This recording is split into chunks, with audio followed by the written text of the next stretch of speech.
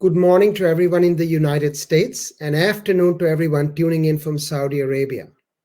Welcome to the second annual U.S. Saudi Arabia Business Leaders Forum hosted by the U.S. Chamber of Commerce and the Saudi Ministry of Investment. While I wish I could be greeting you all in person at the Chamber's headquarters in Washington, D.C., as we did with our last Saudi Forum about 1 year ago, it is a pleasure to host you all virtually today and still have the opportunity for important conversations about the economic relationship between the US and Saudi Arabia. First off, thank you to our co-host, the Saudi Minister of Investment, Saudi Ministry of Investment led by His Excellency Minister Khalid Al-Falih. The minister has been a close friend of the Chamber for many years, and we are honored to partner with them once again on this major forum. The U.S. Chamber is proud to be home to the U.S. Saudi Business Program, which is dedicated to growing the U.S. Saudi bilateral commercial relationship.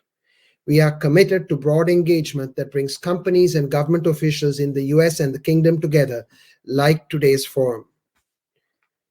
Over the next 2 days, we will be focusing on the future of the U.S.-Saudi relationship and how to make stronger and more resilient economic ties as we emerge from the COVID pandemic over the next several months. We are looking forward to these discussions. So today, we will first hear from the Chamber's new President and CEO, Suzanne Clark, who will offer an overview of the Chamber's aspirations for a bilateral relationship and will introduce His Excellency Khalid Al-Falih, the Minister of Investment. You will then hear from several CEOs representing major companies in the US and Saudi Arabia during a conversation on the future of the relationship led by the Chamber's Executive Vice President and Head of International, Marion Brilliant. These CEOs include Jim Fitterling, Chairman and CEO of Dow, Jeff Martin, Chairman and CEO of Sempra Energy, Saifi Ghasemi, the Chairman and President and CEO of Air Products, Ron Wopel, the President and CEO of Guardian Industries, and Yusuf Al-Banyan, Vice Chair and CEO of SABIC. Then I will moderate a panel on Saudi Arabia's Giga projects with Brendan Bechtel, the President and CEO of Bechtel, Nadmi Al-Nasser, the CEO of NEOM, and Jerry Inzerillo, the CEO of Diriyah, Gate Development Authority. Then tomorrow, we'll hear additional conversations around sustainability, diversification, and healthcare from Her Royal Highness, Princess Reema, the Saudi Ambassador to the United States. This will be tomorrow's keynote address. Finally, before I turn over to Suzanne, I would like to make a few additional introductions. First, I would like to recognize PepsiCo as chair of the U.S. Saudi Business Program. We are grateful for their leadership and support of the U.S.-Saudi relationship. I'd also like to recognize the sponsors of today's forum: Boeing, Johnson & Johnson, Chevron, and Venture Global LNG. Thank you for making today's event possible. Now, I turn to the Chamber's President and CEO, Suzanne Clark. Suzanne? Thank you, Kush, for that introduction, and welcome everyone to the second U.S. Saudi Arabia Business Leaders Forum. Let me start with a special thanks to our event co-host today, the Saudi Ministry of Investment, led by His Excellency Khalid Al-Falih. We are grateful for His Excellency's long-standing partnership with the Chamber, one that spans his chairmanship of Saudi Aramco and service as Saudi Minister of Energy, Industry, and Mineral Resources. I understand this is his first major event with the U.S. business community in his new role as Minister of Investment, and we are honored to join with him in leading this important forum. We're also looking forward to welcoming Her Royal Highness Princess Reema, who will be joining us for tomorrow's session. We are coming together at a critical time of political transition, economic recovery, global challenges and solutions, and of course, a worldwide pandemic that has disrupted virtually every facet of business and society. Over the next 2 days, business leaders and officials in both of our countries will look at many of these issues through the prism of the U.S.-Saudi relationship.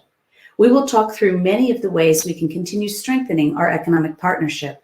And we will discuss how we can emerge stronger together in a post-COVID world with more opportunities to grow our economies, create jobs, spur investment, and drive innovation. Participants will hear directly from leaders of major American and Saudi companies about creative approaches and innovations that have emerged in many sectors in spite of, and sometimes as a result of, the challenges posed by this pandemic. We will also hear about initiatives and reforms to address critical topics such as climate change, economic inclusion for women, the digital divide, and access to innovative health solutions. We look forward to deepening our bilateral ties through this kind of thoughtful dialogue, and it has characterized our relationship since 1945, when President Roosevelt and King Abdulaziz first established diplomatic relations in their historic meeting aboard the USS Quincy. In the 76 years since, our economic ties have bolstered the strategic relationship and provided stability no matter the political circumstances. And the U.S. Chamber has worked closely with Saudi leaders in business and government for many years to continually strengthen that partnership. Today, Saudi Arabia is America's second largest trading partner in the Middle East, and the United States is Saudi Arabia's second largest global trading partner. Trade between the U.S. and Saudi Arabia is valued at nearly $40 billion, and it only continues to grow. There is tremendous potential for more, with strong benefits on both sides of the relationship.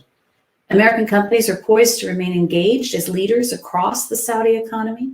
Companies like our U.S. Saudi Business Program Chair PepsiCo and Vice Chair Dow Chemical and many others across a host of sectors have a major presence in the kingdom.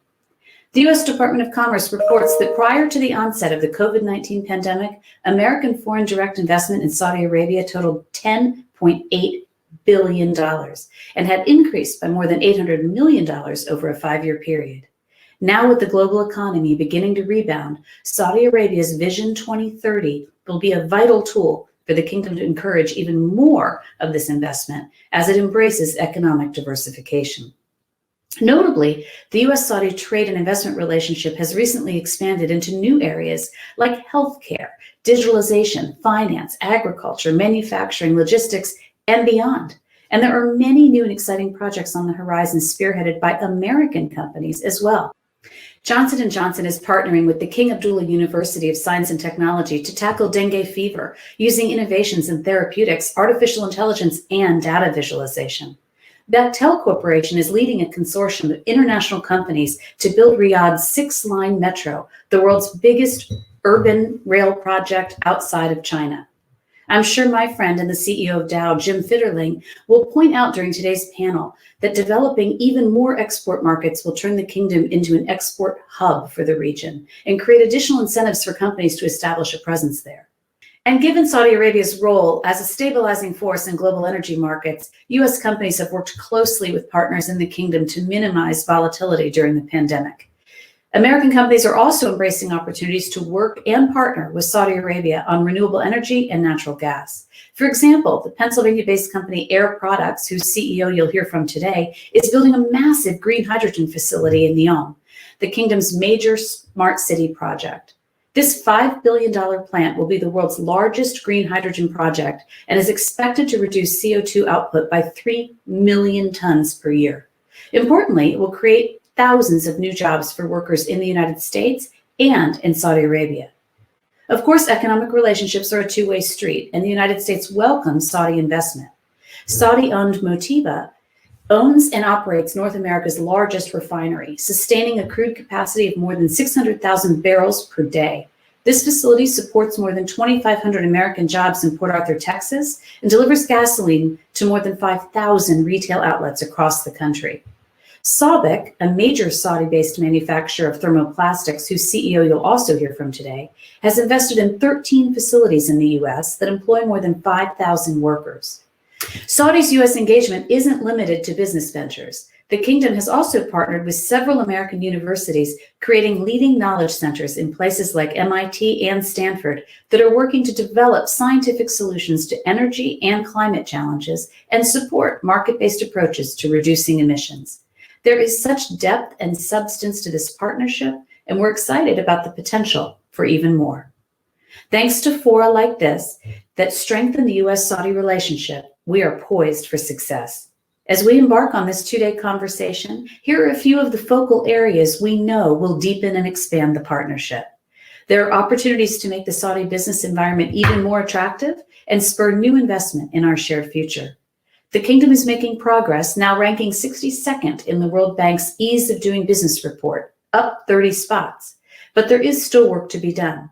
That includes harmonizing policies around data and cybersecurity and addressing intellectual property issues to align with global best practices. For our part, we're also working with the U.S. government to develop rules and regulations that support inbound investments from Saudi Arabia. Removing these obstacles to trade and investment will dramatically enhance our bilateral business climate, especially now as both of our countries work to recover from COVID-19's impacts. There's also a rich opportunity to collaborate on our women's economic empowerment in the GCC enterprise. This initiative will build on the incredible efforts Princess Reema has undertaken in Saudi Arabia, as well as those of U.S. companies working to employ more women in the kingdom. Companies like GE, PepsiCo, ExxonMobil, Google, Ford, and many others. All of these discussions will help the Chamber's Saudi program promote the great work Saudi and American companies are doing to advance inclusive economic growth that positively impacts people. The Chamber is committed to working towards a shared future that fuels investment confidence, entrepreneurial creativity, economic dynamism, and opportunities for workers and communities in both of our nations. And we look forward to the conversations you will have over the next 2 days in pursuit of these goals. I want to thank you once more for your time and your engagement. And now it is my honor to introduce today's keynote speaker and one of the foremost leaders driving Saudi Arabia's economic transformation, the Saudi Minister of Investment, His Excellency Khalid Al-Falih. As I mentioned earlier, he previously served as the Saudi Minister of Energy, Industry, and Mineral Resources and the President and CEO of Saudi Aramco, the world's largest oil company and a major player in the U.S. Saudi Arabia energy relationship. He also served as the Minister of Health in Saudi Arabia. He's no stranger to the U.S., having earned a degree in mechanical engineering from Texas A&M. I'm now honored to turn it over to a great friend of the U.S. Chamber, His Excellency Minister Al-Falih. Your Excellency.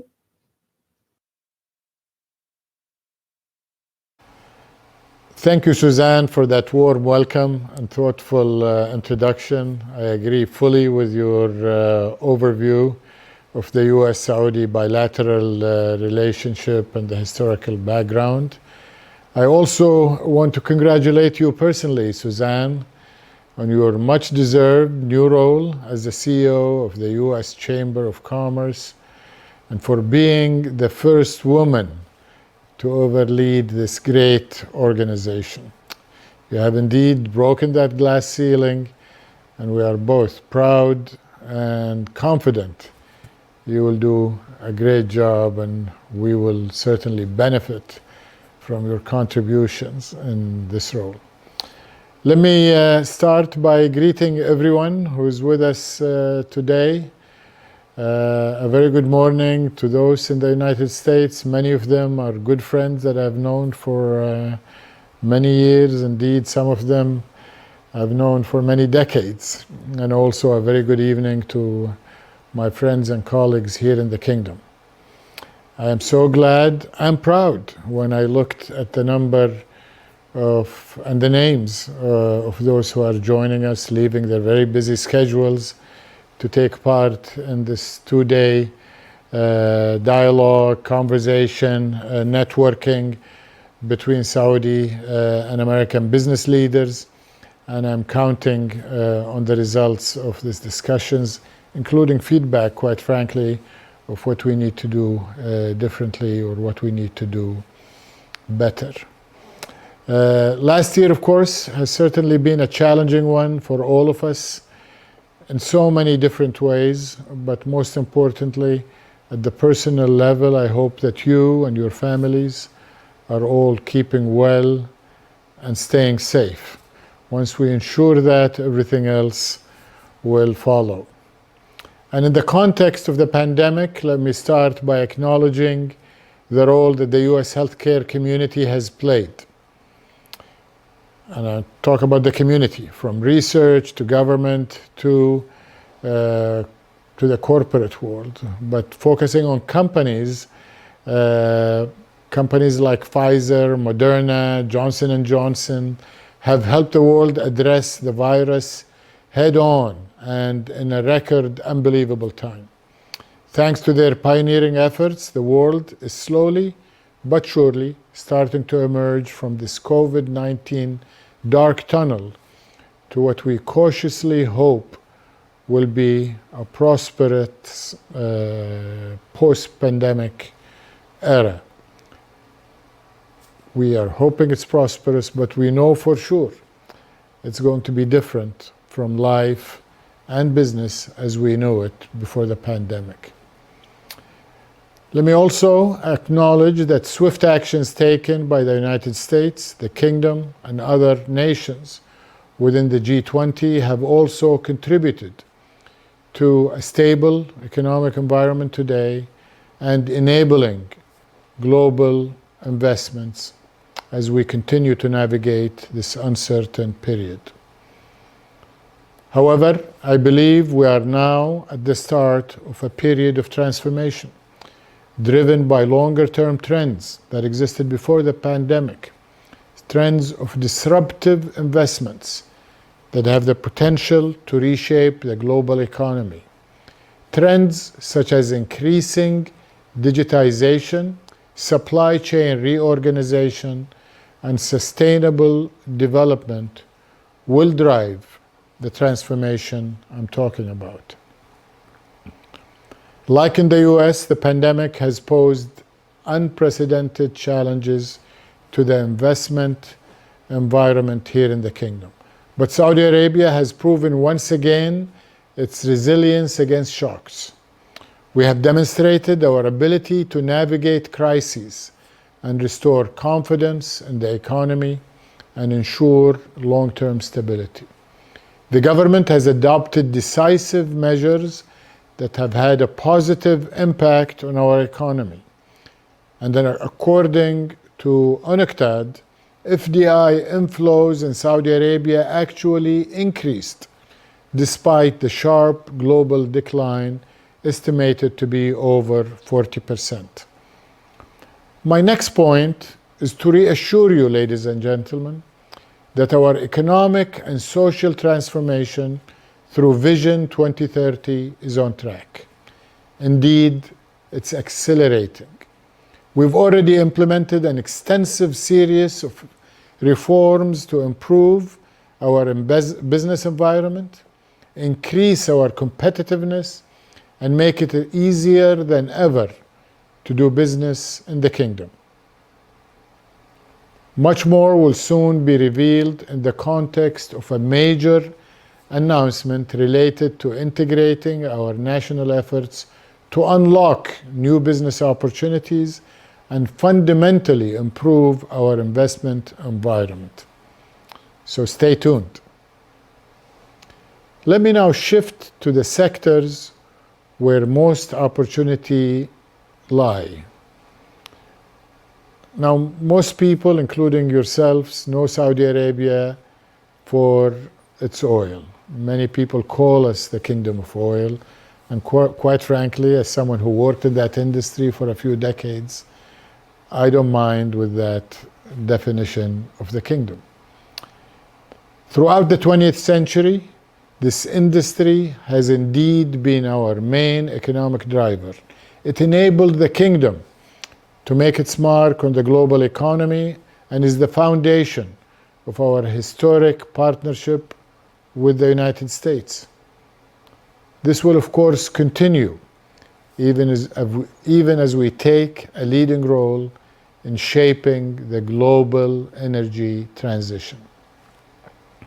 And building on our historic partnership in oil and gas, we trust that the U.S. will continue to be our strategic partner as we open up numerous new industries as an integral part of the Vision 2030 transformation. Clean energy is one of our key focus sectors. By 2030, our goal is to generate 50% of our energy demand using renewable resources.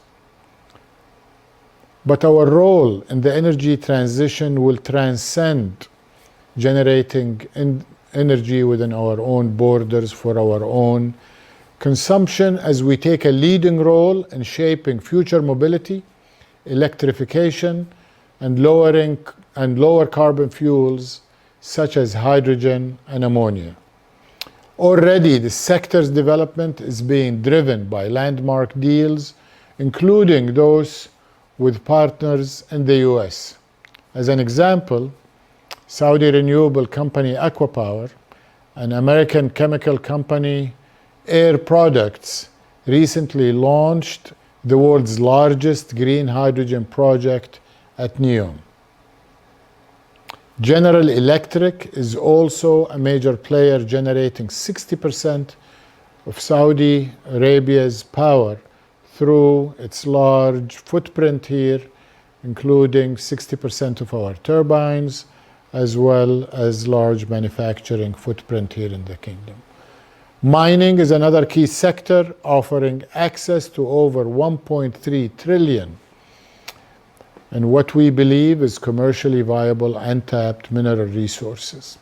In addition, we recently adopted a new mining law, which is a key enabler for stimulating transparency and investment in the sector.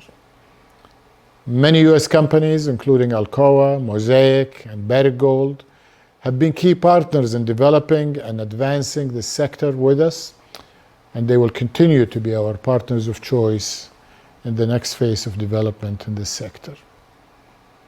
Moving to mobility and logistics, which are already making its mark on our FDI, the PIF investment in Lucid, its record IPO, and future growth strategy demonstrate our vision to be a key player in future mobility. The Kingdom is also investing heavily in infrastructure to make the most of our strategic location and prove our intent to be a platform for global companies to reach major markets around the Kingdom. Through the development of special economic zones and regional logistical hubs, we will support maximizing outputs across the Kingdom's port, railways, roads, and airports. The National Industrial Development and Logistical Program aims to attract over $420 billion in investments over the next decade. This is also a sector where we have existing long-term U.S. Saudi partnerships, such as the one between Greenbrier and the Saudi Railway Company. Shifting to Saudi Arabia's tourism and quality of life sectors, which is an obvious example of a nascent industry set to exponentially grow and offer much promising investments in the hundreds of billions. Our tourism and hospitality environment offers huge untapped prospects for investors across the value chain, some of which are driven by several giga projects with opportunities worth hundreds of billions of dollars, as I just said. The prime giga project example, of course, is the Line, the ultimate city of the future. It's the ultimate smart city of the future, actually. It was announced earlier this year by His Royal Highness Crown Prince Mohammed bin Salman. The Line is a belt 105 miles long. It is hyper-connected communities, and it exists in NEOM. That project alone offers more than $200 billion in smart infrastructure investment opportunities. ICT is a large and growing industry, and one that is central to Vision 2030 and our goal of diversifying the Saudi economy and increasing our productivity.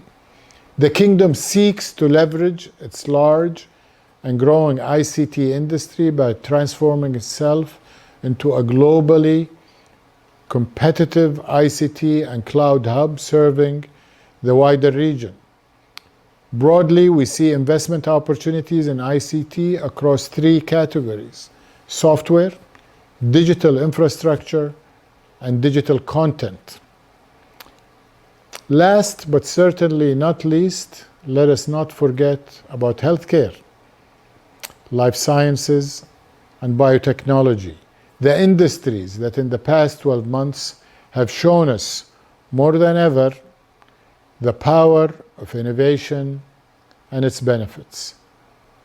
There is enormous scope for fostering co-investment and strategic international collaboration in this field with top-tier universities, with research centers, SMEs and healthcare, especially innovative companies, and biotechnology, and industry leaders like the ones I mentioned at the beginning of my talk. Many projects are already underway with leading US companies to co-develop our healthcare and life sciences industries, including Pfizer, which is the first US pharmaceuticals company to invest in local manufacturing. And Boston Scientific, which recently announced their intention to relocate their regional headquarters to Saudi Arabia. DaVita is another major US company that recently entered the Saudi market with 23 dialysis clinics to serve a growing number of patients across the kingdom. Manufacturing of biologics and vaccines is another focus area. To that end, we're excited about the ongoing discussions with Johnson & Johnson on projects with Spimako and with Saudi Vax to localize the manufacturing of 4 of J&J's biological products. We've also had successful and impactful collaborations with renowned US academic healthcare systems such as Johns Hopkins and Brigham and Women's Hospital of the Harvard Medical School. To achieve this ambitious agenda in healthcare and biotech, we recognize that we need to transform our regulatory environment to be best in class in areas such as IP, data access, and clinical trials. Ladies and gentlemen, what I have just outlined are only some of the priority sectors available for investment. In reality, almost every business and value chain you could think of are available for international investors, and we estimate that the total investment, addressable investment here in the kingdom will be north of $3 trillion US. So in closing, let me say that I sincerely hope that what I have just mentioned makes you excited about the enormous opportunities that are in front of us, that you will grab these opportunities, and that you will help us maximize the potential and take our relationship to the next level. We want you to be part of this exciting journey that we are taking, and my ministry, the one I work in, MISA, is here to help you. Finally, I hope you find the discussions that will take place over the next 2 days insightful. I am convinced that this forum will only further underscore the many areas where growth can blossom as the US and Saudi Arabia continue to work together. Thank you very much for listening, ladies and gentlemen. Now, I will turn it over to Mr. Myron Brilliant, the Chamber's Executive Vice President and Head of International, for a discussion with heads of several leading US and Saudi companies about the future of the US-Saudi relationship. Thank you.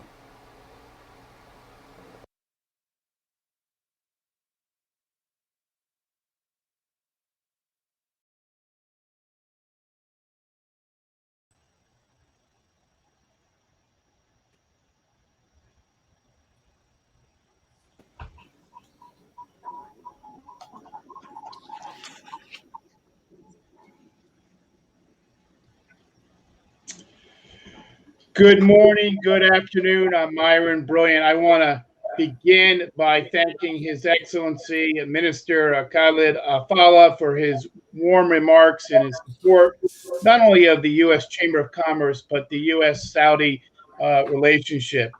I want to just say at the outset that the minister, we are very grateful for the long partnership throughout your tenure in government, and frankly, during your time as CEO of Aramco as well. You laid out, Minister, in a very ambitious agenda for the U.S. Saudi relationship. You talked about the Vision 230. You talked about a number of industries that have opportunities to co-invest. And I was really grateful for your recognition of the longstanding relationship between the United States and Saudi that's already ongoing, but pointing out that we're really just scratching the surface of this relationship as we look to find new ways, new paths to create a stronger and more resilient future, not just for our two countries, but for the people of our two countries. I really appreciate it. I'm sure His Excellency would appreciate that all of us recognize these are difficult times coming out of the pandemic. But to describe the opportunities for collaboration and investment, we're going to hear a lot from business leaders in Saudi Arabia and the United States about how we can build on that vision that the minister laid out. There are many trends that have accelerated during the pandemic. The minister talked about the potential to reshape not only Saudi, but the global economy. We, of course, see the increasing digitalization of our economies. We see supply chain reorganization. We see the investment being made by companies in sustainable technologies and development. We see investments in digital health and life sciences. And I was really pleased that the minister talked about the importance of breaking down regulatory and investment barriers and for Saudi to build the best-in-class approach to these issues. The minister is absolutely correct to note that these areas, including in energy partnerships, have incredible potential to transform the future of U.S. Saudi collaboration across the economy. Your Excellency, you can count on the United States Chamber of Commerce to be a strategic partner to engage our business community across these sectors and opportunities that you described. You know that we are also going to continue to talk about the policy agenda, the areas when we want to work with your ministry and other parts of the Saudi government to improve the investment environment, to continue to support the reforms that are underway, and find new ways and new paths for further investment. The Ministry of Investment is our partner in today's U.S. Saudi Arabia Business Leaders Forum. I want to begin by thanking Suzanne Clark, the new president and CEO of the U.S. Chamber, for her remarks earlier in the forum. I want to thank my team, Kush Chokshi, the Senior Vice President for the Middle East, and Steve Lutz, the Vice President for the Middle East, and the entire collaboration we've had with our friends in Saudi Arabia. And let me just say a moment that these discussions are really very timely on a number of fronts. As we emerge from the COVID-19 pandemic, and we will emerge from it, we need to think about the future. What's the vision, not just for the United States and Saudi, but as we look at the priorities that we have in the business community, we need to find creative ways for future cooperation. I'm really delighted we have such a distinguished panel of experts, people who have companies that have long histories in investing in Saudi and the United States. We'll hear from both Saudi and U.S. companies throughout today's sessions, but I'm delighted we have a very high-level distinguished panel to kick this off. For everyone, 75 years of the United States-Saudi relationship has built a very, very strong partnership with investment and trade serving as I would say, a backbone, a cornerstone of this relationship. The relationship stands at around $40 billion in annual trade, supporting hundreds of thousands of jobs, but it grows and it grows despite the ongoing challenges posed by the pandemic. After all, Saudi looks to the United States as the largest trading partner, second largest trading partner, and of course, Saudi is one of the most important trading partners for the United States in the region. But as we look ahead to create new partnerships in industries such as pharmaceuticals, manufacturing, digital technologies, smart cities, travel and tourism, which the minister talked about, we need to find ways to continue to make strides in transforming the Vision 2030 into reality.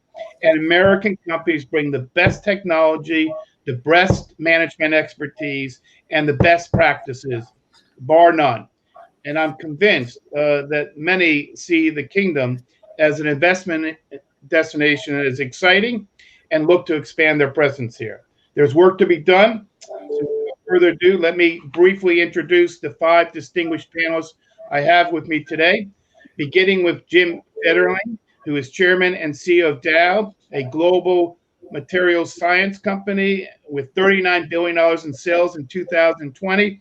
Before becoming CEO, he served as president and CEO of Dow. During his 35 years career at Dow, he has held numerous leadership positions throughout the company, and he joined Dow 2 weeks after graduating from college, which shows you the testament of his support for a very important company, and he spent a third of his career in Asia. Next up is Jeff Martin, who is chairman and CEO of Sempra Energy, a Fortune 500 energy infrastructure company with $40 billion in market capitalization. In addition to his private sector experience, Jeff has served as a commissioned officer in the U.S. Army, where he was an air cavalry pilot in the 4th Squadron, 3rd Armored Cavalry Regiment. Next up is Seifi Ghasemi, who is chairman, president, and CEO of Air Products, a company that sells gases and chemicals for industrial uses. Prior to joining Air Products, he served as chairman and CEO of Rockwood Holdings, a global leader in organic specialty chemicals and advanced materials. He's also held leadership roles at GKN, a global industrial company. Next up is Ron Fobel, who is president and CEO of Garden Industries. Garden is a subsidiary of Koch Industries and has facilities and companies operating throughout the world. Before joining Guardian in 2013, Ron was vice president of business development for Koch Industries, where he led business development activities for Koch and its subsidiaries. And finally, we have Yusuf Al-Benyan, who is the vice chairman and CEO of SABIC. He is also chairman of the boards of Yanbu National Petrochemical Company and several other companies. Previously, he was SABIC's executive vice president for corporate finance and its CFO. So thank you all for joining us today. Let me begin with what I consider to be 2 overarching questions. First, I welcome in the order that I called on you. And so that means starting with you, Jim. Tell me a little bit about your company's history in the kingdom and how your company is changing its outlook in light of the pandemic and what you see in the future of the U.S. Saudi economic relationship and how you're going to make a contribution to the transition that Saudi is making into a greener future. Let me start with Jim, and then we'll move through the other participants. Jim? Thank you, Myron, and it's great to be here with everybody today. And I really appreciate the comments from His Excellency Khalid Al-Falih as we started the session. Our history in the kingdom dates back to the 1960s, partnerships with local Saudi families in the early days, leading up to a big investment in our Sadara joint venture with Saudi Aramco. That was a Giga project in the scale of capital projects, the largest petrochemical complex ever built in one go. And the reason we made the investment was both the strategic location of the kingdom as well as the raw materials position. But from a kingdom standpoint, it was to bring some differentiated technologies into the kingdom, which were part of the modernization and development of the local economy. So bring in the building blocks that would allow the build out of things like an automotive industry, like infrastructure products, like consumer and personal care products. I tell you, one of the things that's been incredibly successful with this joint venture has been the quality of the Saudi workforce. The talent and the skills of the people have been incredibly impressive. It might amaze you to know that out of something on the order of 3,800 employees in Sadara, there are less than 20 expatriates there today. And that's after just a few short years of construction. And that's because we both committed, both Aramco and Dow committed to train some very capable people. In the early days of the project, we trained 1,000 Saudi nationals at Dow facilities around the world, learning operations skills, learning a safety-centric culture to bring that back into our operations at Sadara to really promote some high standards and a high-skilled workforce. And I tell you, they are delivering an exceptional performance in that joint venture. I think it's a great testament to the skills and the enthusiasm of the young people in the Kingdom of Saudi Arabia. We've also located our regional research, tech service, and digital marketing centers in the kingdom, and we employ there over 70% Saudi nationals. And that digital marketing center is one of only 4 centers that we host worldwide. It allows us to keep contact with our customers, but do more than that, work with them on next generation developments.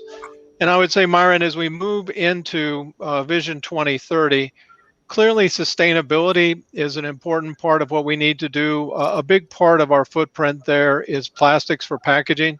And as we know, circular economy needs to be developed. That's something that we share in common with several members on this panel. But that means we've got to come up with some solutions, not only for making products out of those recycled plastics, but we've also got to come up with infrastructure solutions for keeping waste out of the environment. So I'm optimistic that with a very strong footprint and foundation, we have the capability to continue moving forward with the kingdom and making the investments that we need to not only modernize, but expand and diversify the business in the kingdom. One thing we need to watch out for is as the world looks at trade and increasingly over the last several years, maybe looks at trade as a 4-letter word. That is not the case. We have to make sure that the WTO keeps up with a modern global trading region and doesn't let us become isolationist or nationalist, and make sure that we can allow trade to happen between these regions. Jim, you touched on 2 issues that I think are very core, and I hope to get back to them. You touched on many, but one area, of course, is the trade point. I could not agree with you more. The more we keep our markets open, the more that we move to higher standards and improve our regulatory environment, both in the United States and across the Middle East, the better off we're going to be on our investment opportunities. And the second point is the importance of talent, nurturing and developing talent. I'm sure others are going to talk about that as well. So let me turn to Jeff for his opening reflections. Well, I would just say, Myron and Kush, we really appreciate you hosting this forum. I think the Chamber does a great service to its members by organizing forums like this, and we see it as a great opportunity to continue to extend our economic relationships with the kingdom where we have a lot of great friends. I'd also like to say it's a privilege to represent Sempra Energy in today's forum. Our company is the leading energy infrastructure company in North America, and our business model is all about helping customers find new and better ways to have access to cleaner forms of energy. And this is one of the great areas of overlap that we share with the kingdom. Today, here in the United States, we help more Americans meet their basic energy needs than any other company. We provide gas, electricity to 40 million Americans every day, and we're also delivering energy to some of the largest economies in the world. Through our utilities in California and Texas. And Myron, as you know, we do a lot of work around renewables and energy networks in Mexico, as well as our LNG export projects here in the Gulf and the Pacific coast. We have a commitment to build the largest platform in North America. We've got 70 billion in assets under management today.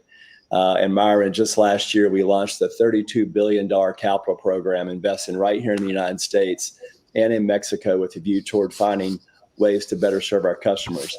I would also say on a global scale, we have a very important partnership with Saudi Aramco, where we're collaborating on promoting renewable energy adoption in the developing world with grid support from lower carbon energy resources like liquefied natural gas, or what we refer to as LNG. And LNG, quite frankly, is one of the areas that we're most excited about, with operations today in the Gulf and 5 different development projects in the Gulf and on the Pacific coast. We believe we're uniquely positioned to help customers accelerate the global shift towards sustainable energy systems. And I hope we get to spend more time on this topic in today's summit. But our flagship project that we've talked about before is the Port Arthur LNG project. There are 3 mega projects in the world. one of which is being built by Qatar and one of which is being built in North Russia. And this is a project that we're looking to partner on with Saudi Aramco and begin exporting natural gas. As you know, it's great for jobs here in America.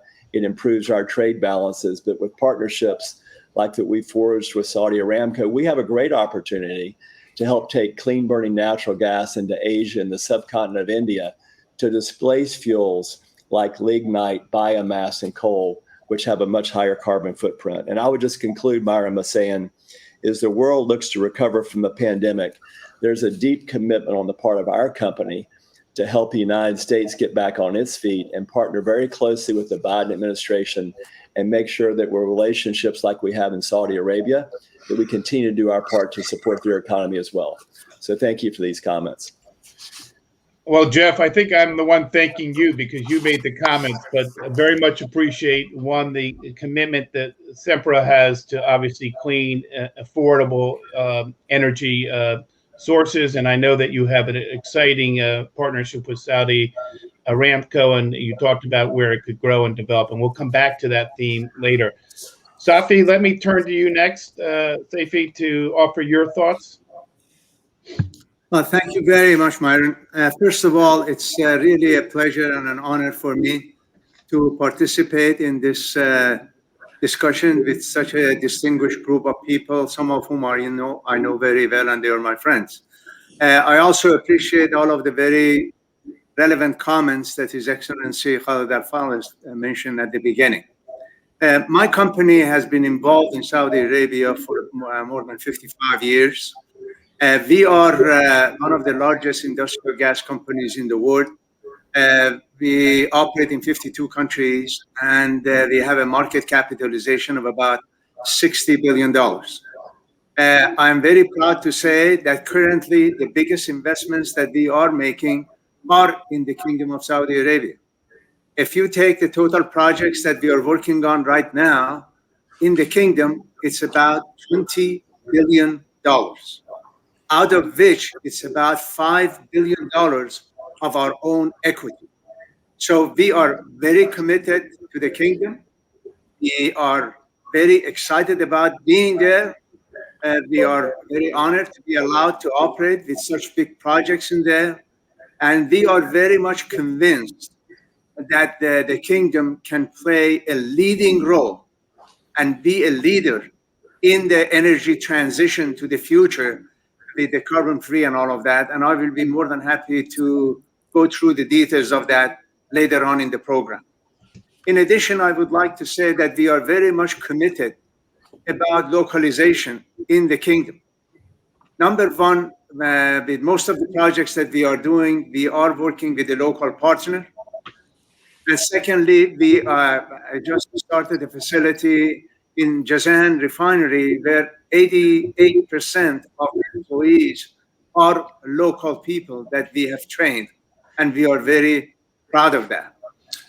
And in addition, we have established a significant R&D center in the Kingdom, in the Kingdom Valley, which is one of the best R&D facilities that we have, and we are doing real research in there with employing a lot of local Saudis. In addition, we have also moved the headquarters of all of our Middle Eastern operations to Saudi Arabia in Dammam. So we are, I just like to stress that we are very happy to be there. Our expertise, which is in the area of energy and clean energy and environmental matters, is very relevant to what the Kingdom wants to do. We are very much looking forward to continue our relationship with the Kingdom, where I think there is significant potential for the Kingdom to be a leader, as I said, in energy transition. Thank you for the time. Safi, we're going to definitely come back to this issue of a carbon-free environment and the transition to greener energy and hear a little bit more from you on that. Let me turn next to Ron at Guardian. I know Guardian is a company that has a global presence. Why is Saudi so important to the company? Well, thank you. It's a pleasure to be a part of the discussion today, and more importantly, working with all constituents to bring the Vision 2030 to realization. Guardian is one of the largest glass producers in the world. We operate in over 25 countries. We have been in Saudi Arabia for over 25 years. We have a partnership there through Gulf Guard with the National Glass Manufacturing Company in Saudi. It's a wonderful partnership. We bring our best technology, and Saudi has brought their best people in this venture to really achieve superior performance. Matter of fact, we just approved an expansion in the region that will be done by, I think, 2022, that will really help support the initiatives of the kingdom, and we're just very, very excited about that. As we said, the global pandemic has really stretched all of us and accelerated change, and we're very focused in partnering again with all constituents to improve that we're adapting and adjusting and using fewer resources as we drive being good stewards of the environment as we go forward. And I think the main thing for us as we look at our path forward is not just bringing our exciting products and technology to Saudi, but also working with the kingdom to ensure we're all on a stable platform with certainty of policy, where we're not only fulfilling the Made in Saudi objectives of the kingdom, but also competitively producing products throughout the region and the world. And we're excited about that. One area in sustainability that we're focused on is we are working with SABIC in its home innovation center that's just, I think, headquartered outside of Riyadh.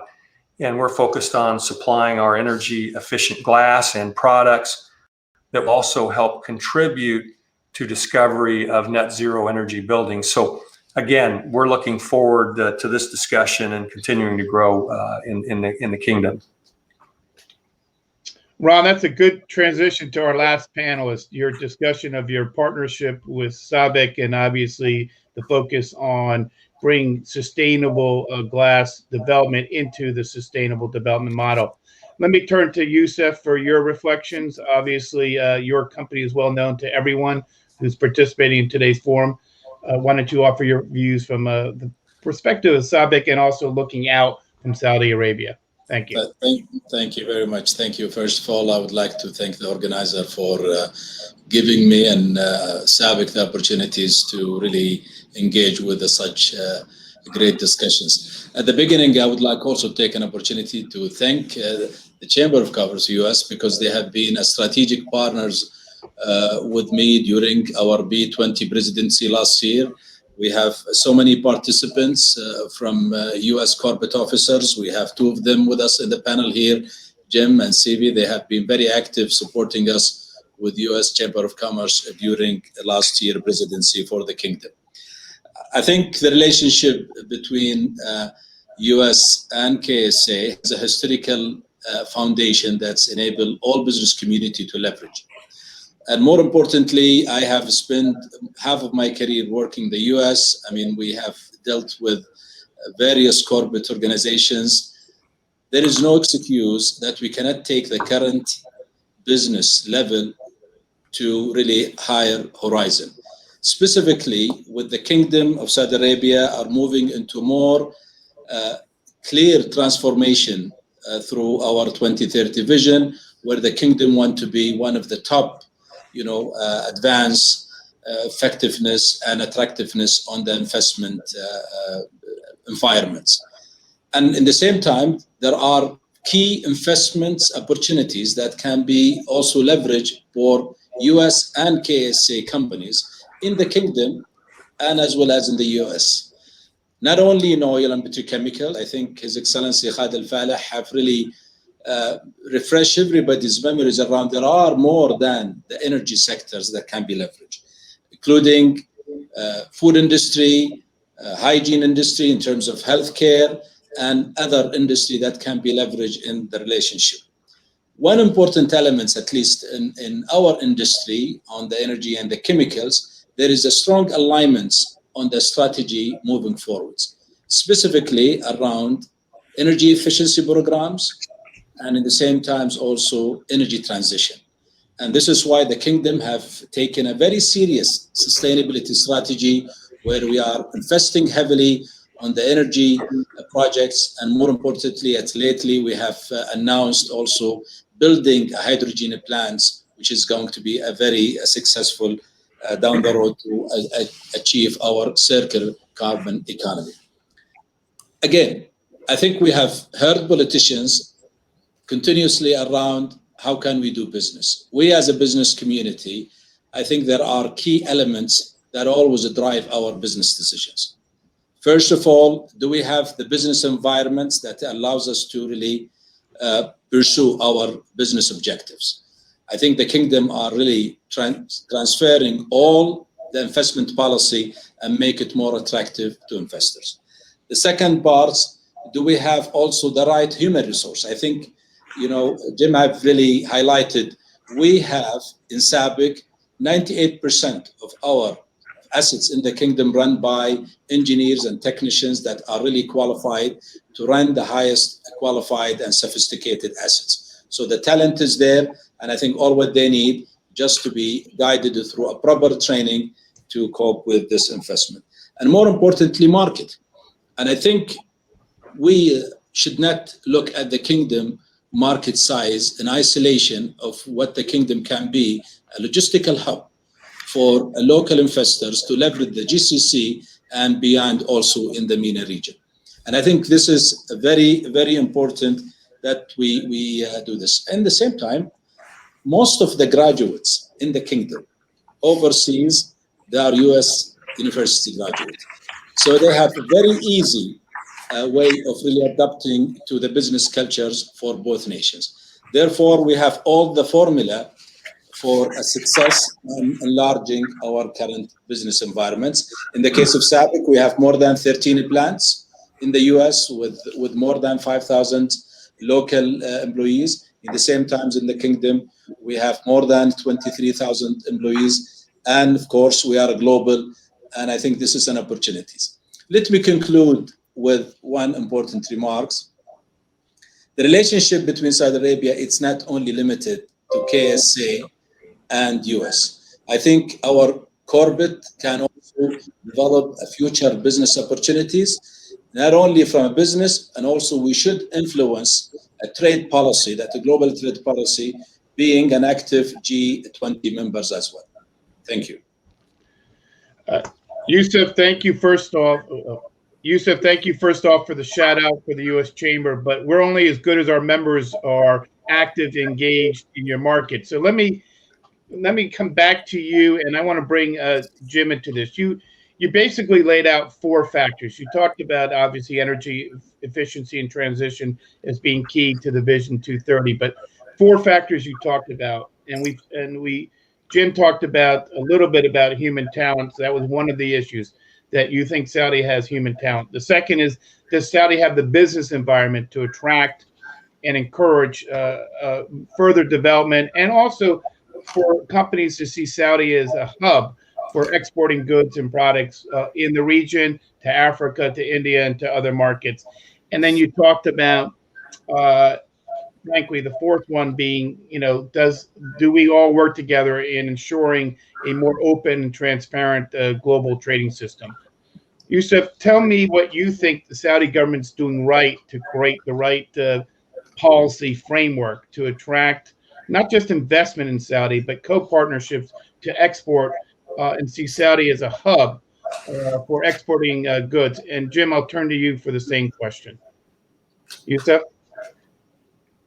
I think His Excellency Mr. Al-Falih have really clearly illustrated what the government of Saudi Arabia are really doing. In fact, we have seen how much, even though during the COVID-19, the foreign direct investment in the Kingdom has really increased comparing to 2019. And I think this is a great examples of how the business environments have really attracted foreign investment despite the fact of a global lockdown, specifically on the first half of last year. In fact, just to be also more candid and open with you, right now the governments, they are more active and they are more hard worker than the private sector. I mean, previously we complain about the government agency that they are slow on making decisions and responding to business leader requirements, and they have a few hours of working.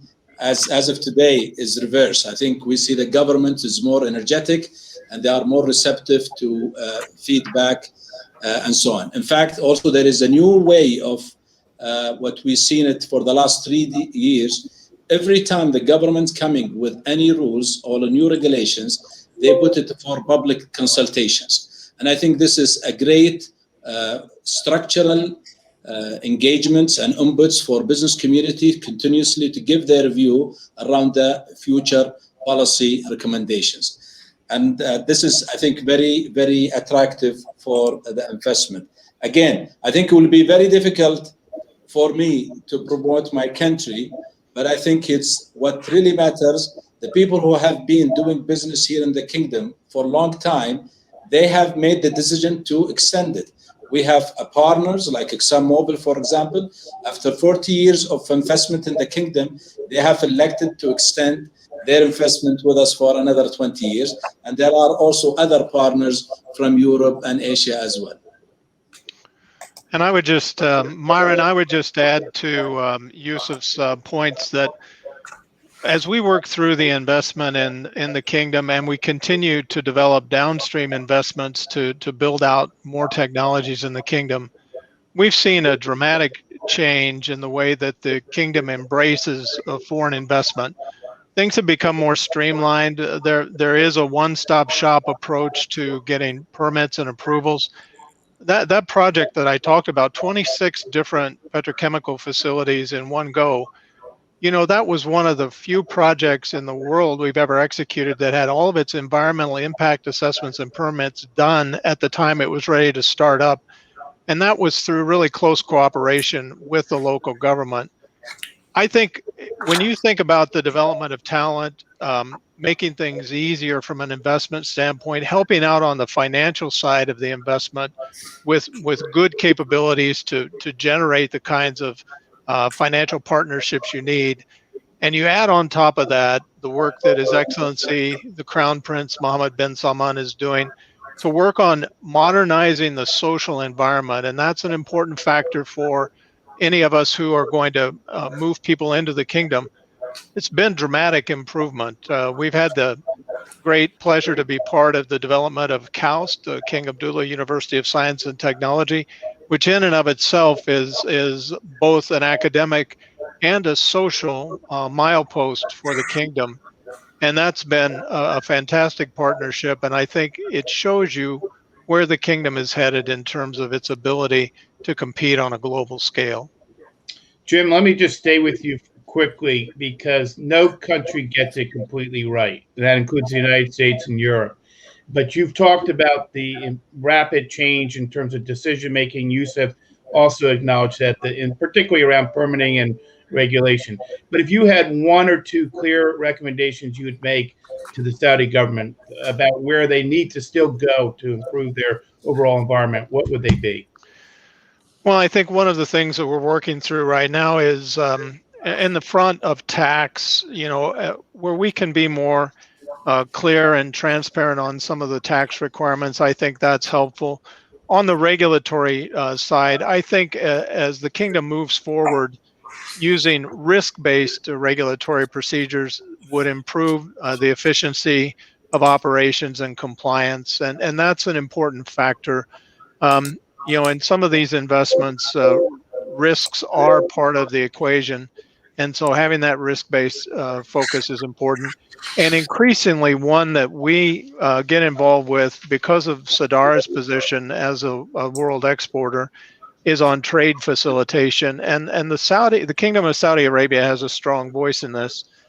We've seen, obviously, over the last several years, and of course through the pandemic, kind of a shift towards trade discussions becoming more nationalistic. And I think that flies in the face of being competitive and being low cost and having strong partnerships around the world. These supply chains are global. They've been made global over the last 60 years. And I think we need to continue to open the markets. And the kingdom can be a strong voice and a stronger voice as we push on WTO reforms and modernizing WTO and getting some of these loopholes that are used to close market closed up in WTO.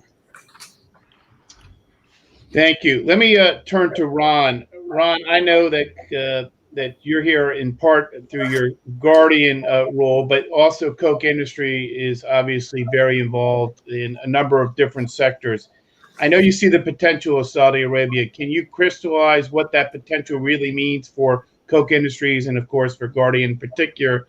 You talked about it in your opening, but tell us a little bit more about what the roadmap is ahead for the company.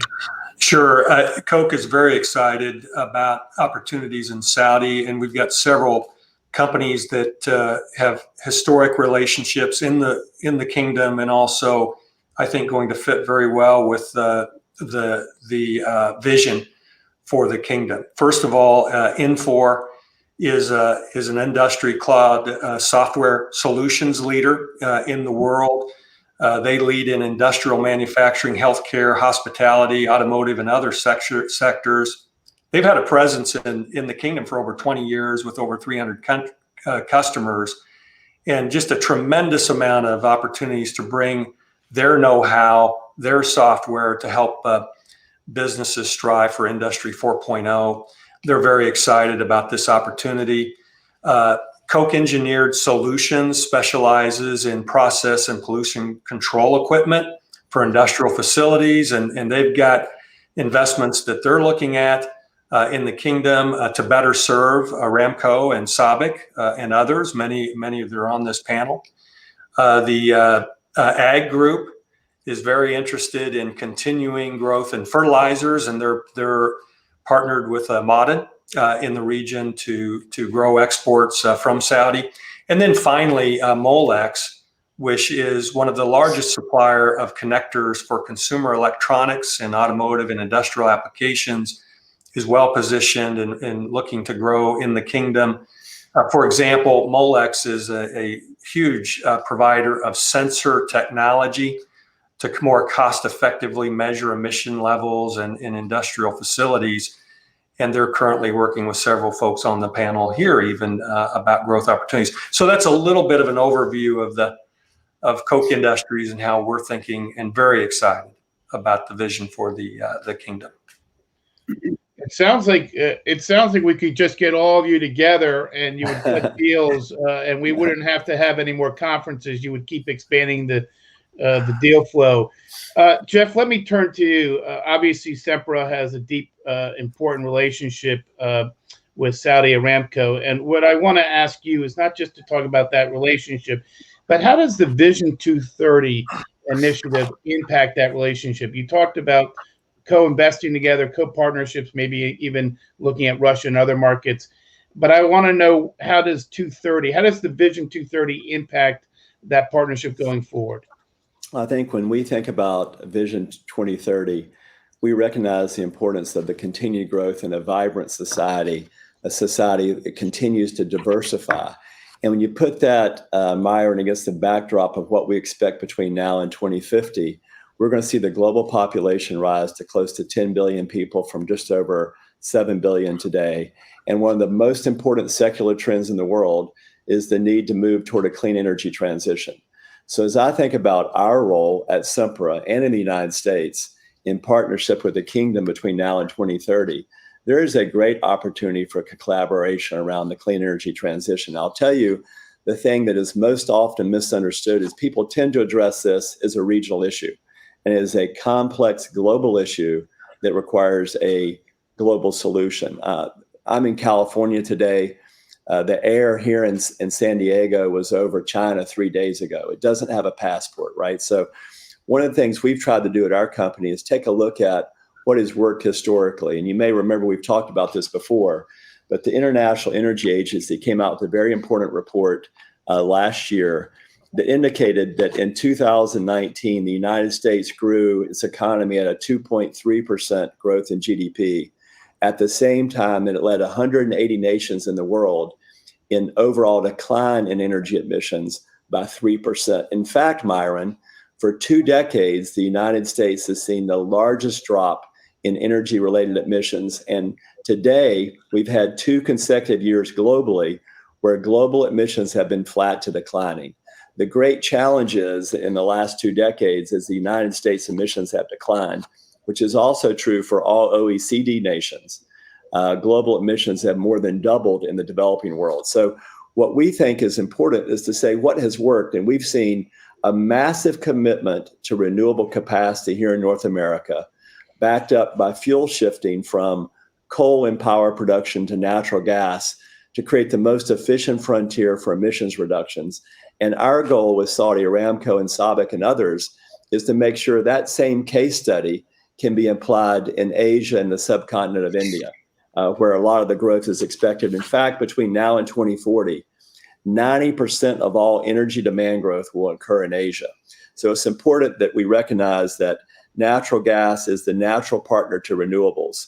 And it's critical for decarbonization, reducing emissions, reducing energy poverty in the world, and creating more resilient communities. In fact, most market watchers believe that natural gas will by far be the most dominant energy source in the world by the middle part of next decade.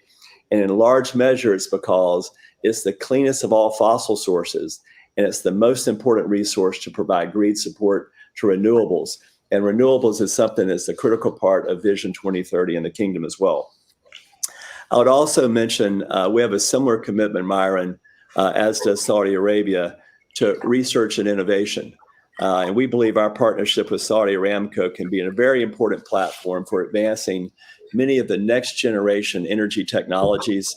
We're doing work in the United States. Saudi Arabia is doing a lot of the same work around green LNG, carbon sequestration, which will be central to what the kingdom tries to accomplish. Hydrogen development, Yosef talked about it at SABIC.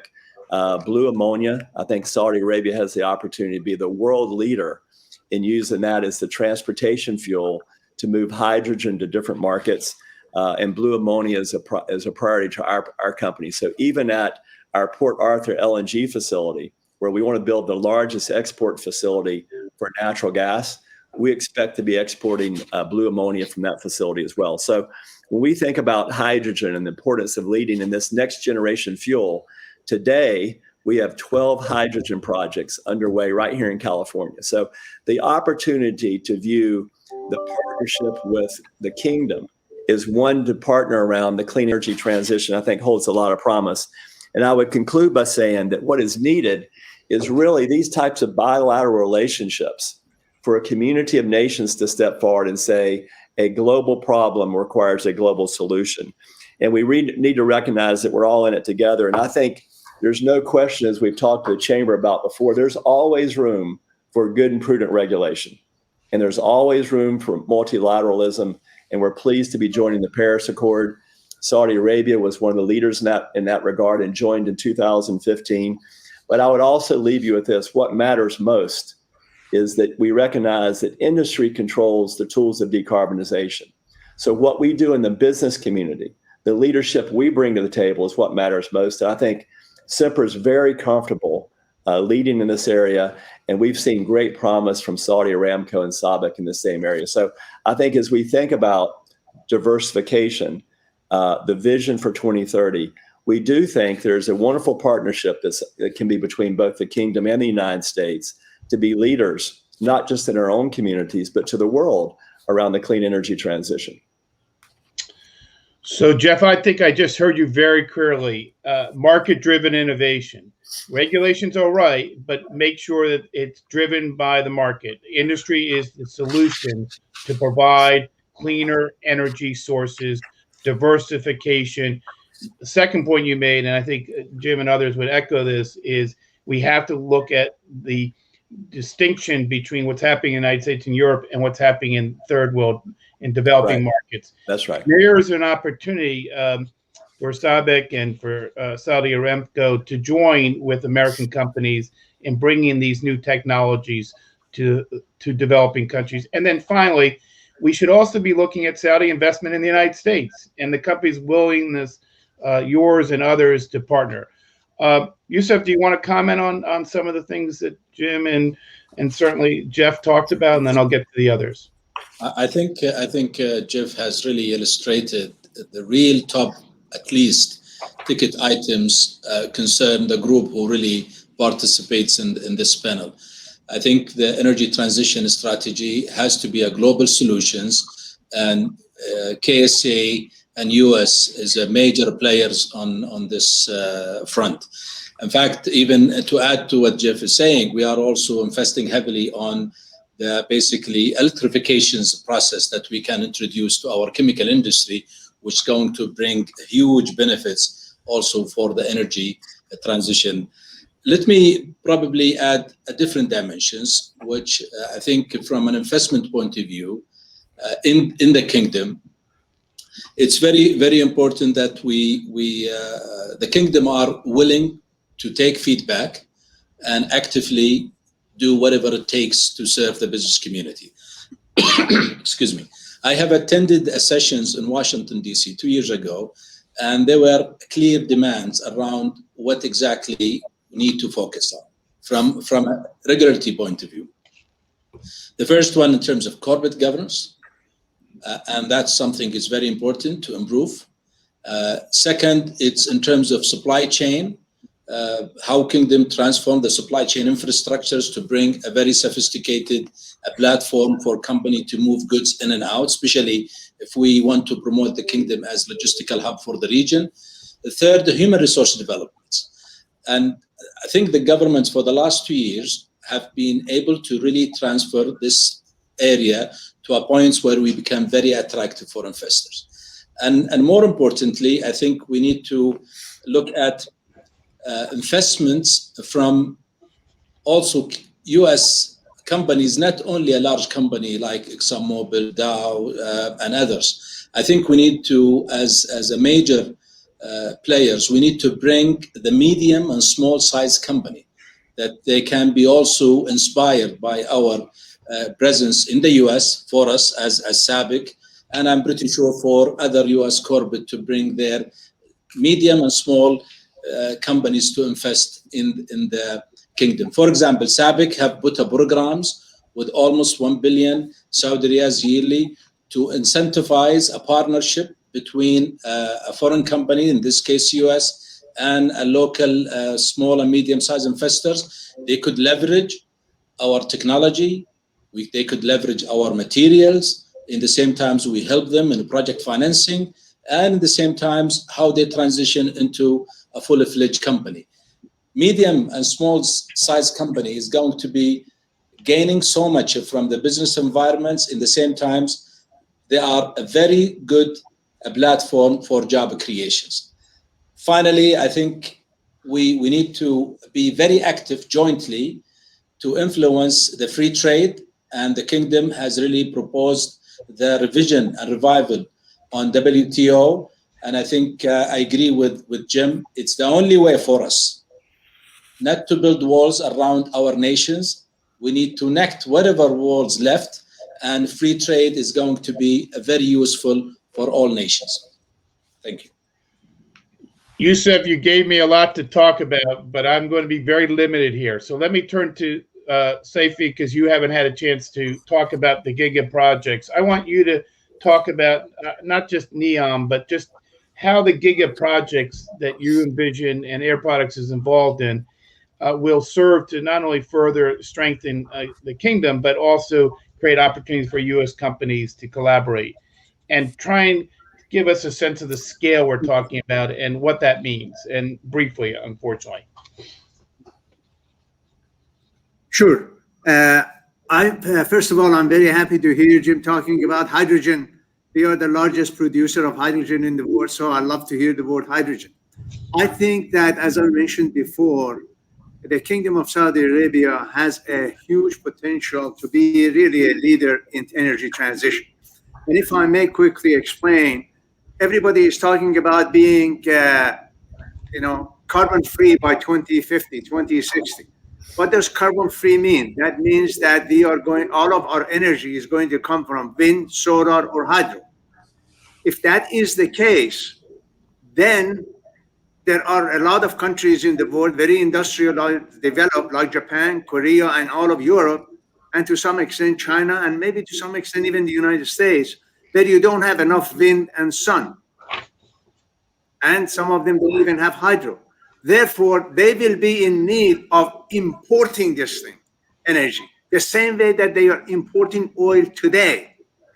And the place that has a lot of wind and sun is, the kingdom has a lot of that. So that was the basis of the foundation of the project in NEOM, where we are building the world's largest $7 billion, the world's largest production facility to take wind and sun and produce hydrogen, and then transport that hydrogen in form of ammonia, green ammonia, to the world. And I think by 2050, there will be probably 100 of those in the kingdom and around other places in the Middle East, in order to export that energy to the places they need. In the meantime, the energy transition is going to be gradual. So people will continue to use hydrocarbons, but there will be a lot of emphasis on capturing the CO2. And that is what we call blue hydrogen. So again, the kingdom has the hydrocarbon. So the kingdom can be a hub for taking the hydrocarbon, producing blue ammonia, and exporting it to all of the Japan, Europe, Korea, and all over the world. But then the additional advantage that the kingdom has is that there is a lot of places to capture this. When you capture this CO2, the kingdom has a lot of oil wells that had been extracting well for 40 years, and some of them can be used to inject the CO2 back in there. So when you put the two of them together in the short term and in the long term, the kingdom has a great opportunity to be the leader. We are very much committed to that. The size of some of these projects are in billions of dollars. A real world scale blue ammonia facility will probably cost $10 billion to do. And we are proposing some of that. As I said, the green hydrogen thing is about $7 billion. So these are giga projects. In terms of your question about our company, we are very focused on carbon capture and blue and green and hydrogen in general, whether it is blue or green. And in addition to that, we are also committed to gasification of coal, because gasification is the most efficient way of using the coal. When you put these projects, right now we have a backlog of more than $20 billion of projects that we are working, but we see something like $100 billion of projects right now that we are working on. So the world is going to go through the transition. The projects are going to be massive, and we would love to partner, and we are partnering with the kingdom, the companies in the kingdom, and having a dialogue with everybody in order to bring these projects into reality. And I am obviously very thankful for the government of Saudi Arabia to have the vision, to give us the permission to implement the NEOM project, which will obviously by 2025 will be producing green hydrogen at a world scale. Okay, I've got go on for a long time. I got bad news. The bad news is I had another 6 or 8 questions that I wanted to ask each of the panelists. The good news is they touched upon so many different parts of the puzzle that the next few panels will be able to pick it up.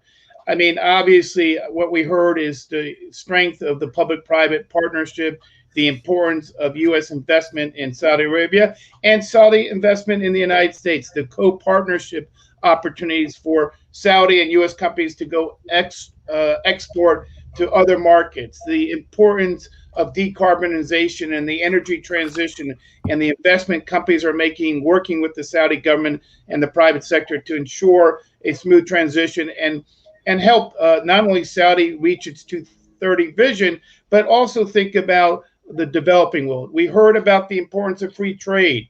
I'd add free and fair trade is the new vogue, but the importance of open markets, improving regulatory environments, protecting intellectual property rights, which touched on.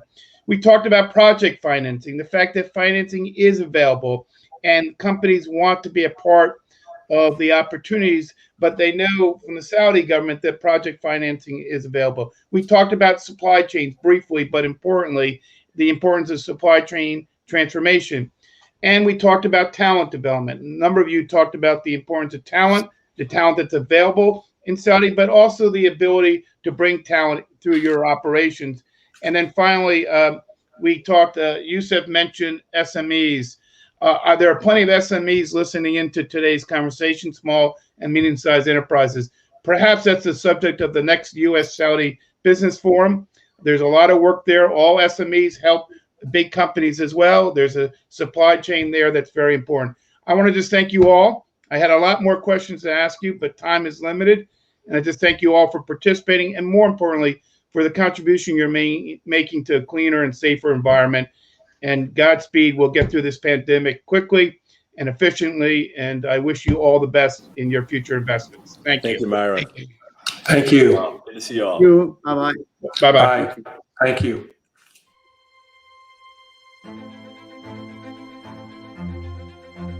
I'm very pleased to join you today and offer a warm welcome to all our friends from near and far. Thank you to His Excellency Khalid Al-Falih, Minister of Investment, and Suzanne Clark and the U.S. Chamber team for co-hosting this timely and important discussion. For over 8 decades, Chevron has had a long and productive history partnering with Saudi Arabia. In fact, we are the only large international energy company to have had a continuous upstream presence in the kingdom for this length of time. To really understand our ties, let me take you back to where it all started. After the First World War, Standard Oil Company of California, Chevron's predecessor, began seeking oil and gas reserves internationally.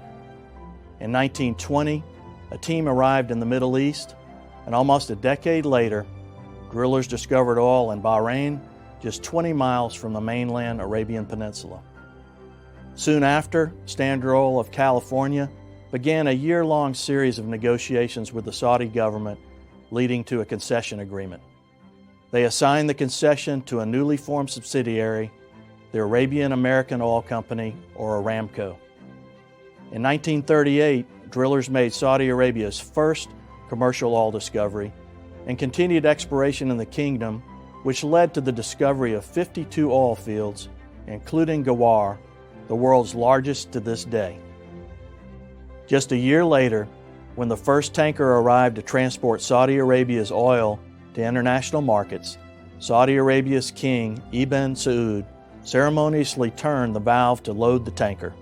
This was the same king and father of modern Saudi Arabia who met with U.S. President Franklin Delano Roosevelt 75 years ago, forming the basis of a long relationship between the two countries. And the rest, you might say, is history. 80 years later, our relationship is still strong. Chevron remains deeply engaged through our subsidiary, Saudi Arabian Chevron, and operates in the partition zone on behalf of the kingdom. We are also active through Chevron Phillips Chemical Company, which has interest in 4 joint venture projects with various Saudi companies in Al Jubail Industrial City. We deeply value our business partnership with Saudi Arabia and its talented people. Chevron puts emphasis on projects that provide quality development opportunities, professional training, and exposure to new technology. As an example, Chevron continues to support the Saudi Petroleum Services Polytechnic School in Dammam. As we look forward, we hope for and envision growing our business partnerships with the kingdom and the region. I wish you all a productive conference. Please stay well, and I look forward to when we once again can meet in person. Thank you.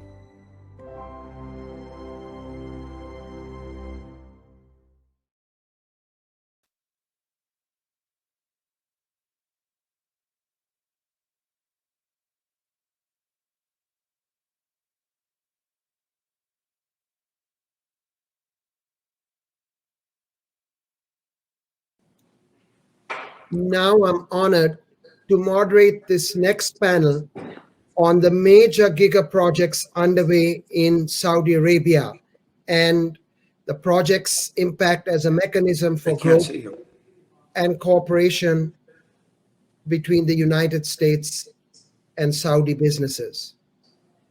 Saudi Arabia is in the midst of developing a number of large-scale, complex, and multi-purpose construction projects with a wider goal of helping to transform and diversify the economy in support of Saudi Vision 2030. These projects are set to bring significant investment and employment opportunities to the kingdom over the long term in a wide variety of sectors, from construction, digital infrastructure, to transport and tourism. American companies are already at the forefront of these projects as they become a reality at all levels of development. And the Giga projects have the potential to create massive new opportunities for the US private sector to enter the kingdom. Today, we have the privilege to hear from the heads of these two Giga projects and a US company that is already heavily involved in them. It will be a chance to provide further details on these project timelines and give you insights into how new companies can get involved. I'm joined today by our panelists, Nadmi Al-Nasser, the CEO of NEOM, and Jerry Inzerillo, the CEO of the Diriyah Gate Development Authority, and Mr. Brendan Bechtel, President and CEO of Bechtel. So a few words introducing our three panelists. Nadmi started his career at Saudi Aramco shortly after graduation from King Fahd University for Petroleum and Minerals. At Aramco, where he worked on several major refinery and oil field projects in the US, in the UK, and in the Kingdom. He left Aramco to work at the King Abdullah University of Science and Technology as the Executive Vice President for Administration and Finance, and later as Interim President. In 2018, he became CEO of NEOM, a planned smart city in Saudi Arabia's northwest corner and one of the largest and most ambitious infrastructure projects in the world. Jerry Inzerillo is the CEO of Diriyah Gate Development Authority, which was established in July 2017 to preserve Diriyah's culture and make it a global landmark that celebrates the kingdom's heritage and its history. He has a long and rich career in the hotel and travel industry. He previously served as CEO of Forbes Travel Guide and President and CEO of IMG Artists and President of the resort giant Kurtzner International. Brendan Bechtel, our third panelist, is Chairman and CEO of the Bechtel Group. He first began working for the company during summer breaks in high school. After joining the company full-time, he took on roles of increasing responsibility in field construction, project management, and executive leadership. Brendan is the fifth generation of the Bechtel family to lead the company. So thank you all for joining us and taking time from your busy schedules. We look forward to a robust discussion, and I've received a lot of questions from our audience that I will pose to you momentarily. So let me start with the first question for Nadmi and Jerry, and we'll start off first with Nadmi on NEOM and Jerry on Diriyah. Since there may be people in the audience today who are not familiar with Saudi's Giga projects, can you provide us an overview of what you're doing and what the vision for the future for each of these projects is? Nadmi, if we may, on NEOM first.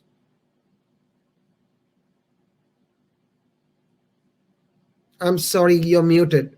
Oh, how do I? There you go. You hear me now? Yes, okay. Loud and clear. I'm honored to be part of this great panel with the friends, actually, both Jerry and Brendan. But I'm also honored more just to reflect on me working with a three generation of Bechtel leadership over time. Steve and Brennan and his father, who are friends. And that just tells you a lot about this relationship in business and other areas between Saudi Arabia and the United States, and the same with many other companies. So I'm so touched by this panel and by the whole subject of U.S.-Saudi Arabia relationship.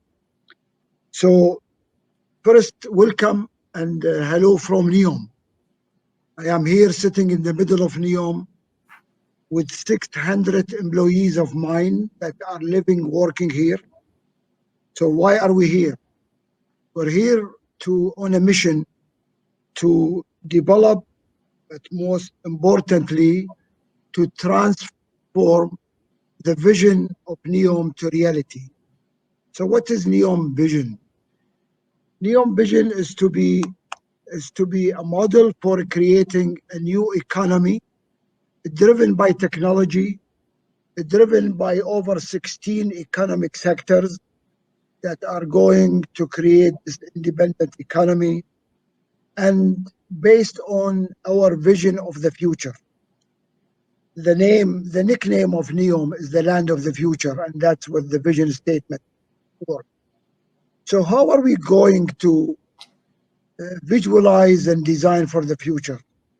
That's not an easy task, I would assume, and that's a challenge, but I have to say it's a beautiful challenge to have by the kingdom.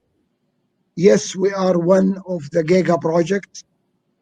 We might be the largest, the most complex, the most diversified, but we are not to be defined by that. We are defined by a future outlook for where we see this economic zone that is going to be based on technology. We are also on a mission to develop the future urban planning of the world.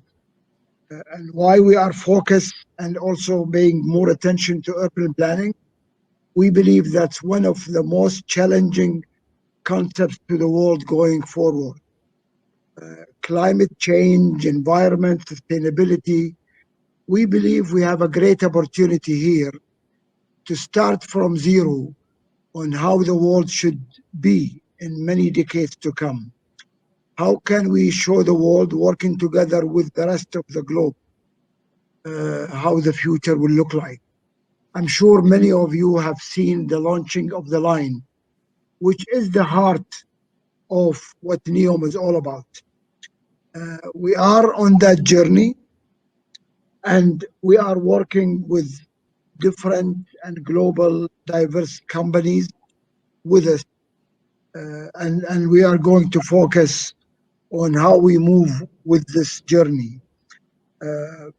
The economy I mentioned, it's going to be, or meant to be, a solid economy based on these 16 sectors, a GDP of around 180 billion riyal, 2030, a million people by the time we reach 2030, 1 million people population. We hopefully will create 380,000 jobs. We hopefully are going to attract tenants, dreamers, innovatives.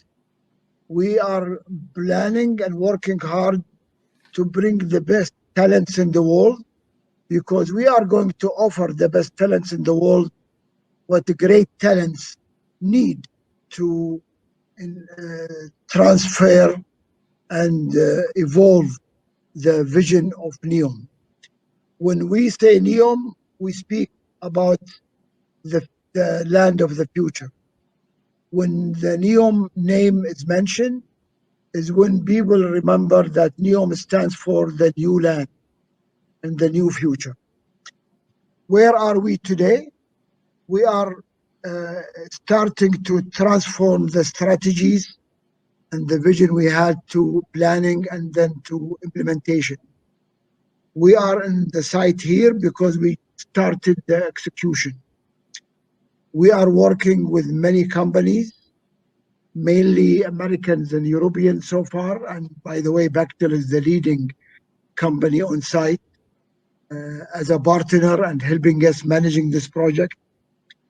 Environment, sustainability, is the name of the urban planning. NEOM, hopefully by 2030, will be the first region on earth that will be fully supplied by renewable energy for the whole region of NEOM. It's a message we're sending to the world. Although Saudi Arabia rely on oil and in our economy, we believe we want to be partner with the world on how can we transform the world to also renewable energy. We believe that's the future of the world, and in addition to oil. And NEOM by 2030 will be the first sample that we want to introduce to the world. We are a global company. We have engineers, scientists, sector heads from over 50 countries, all working and living in the land of NEOM. We are on track, and we are excited about the mission in our hand.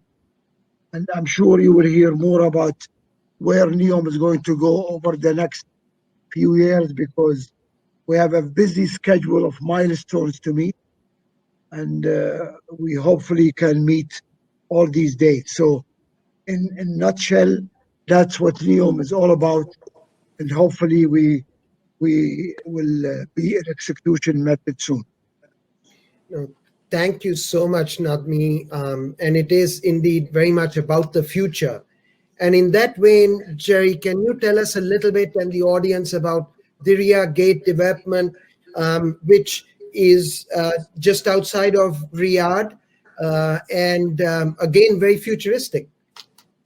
Well, it's a great pleasure to be with you, Kush, and I want to echo my very, very dear friend Nadmi's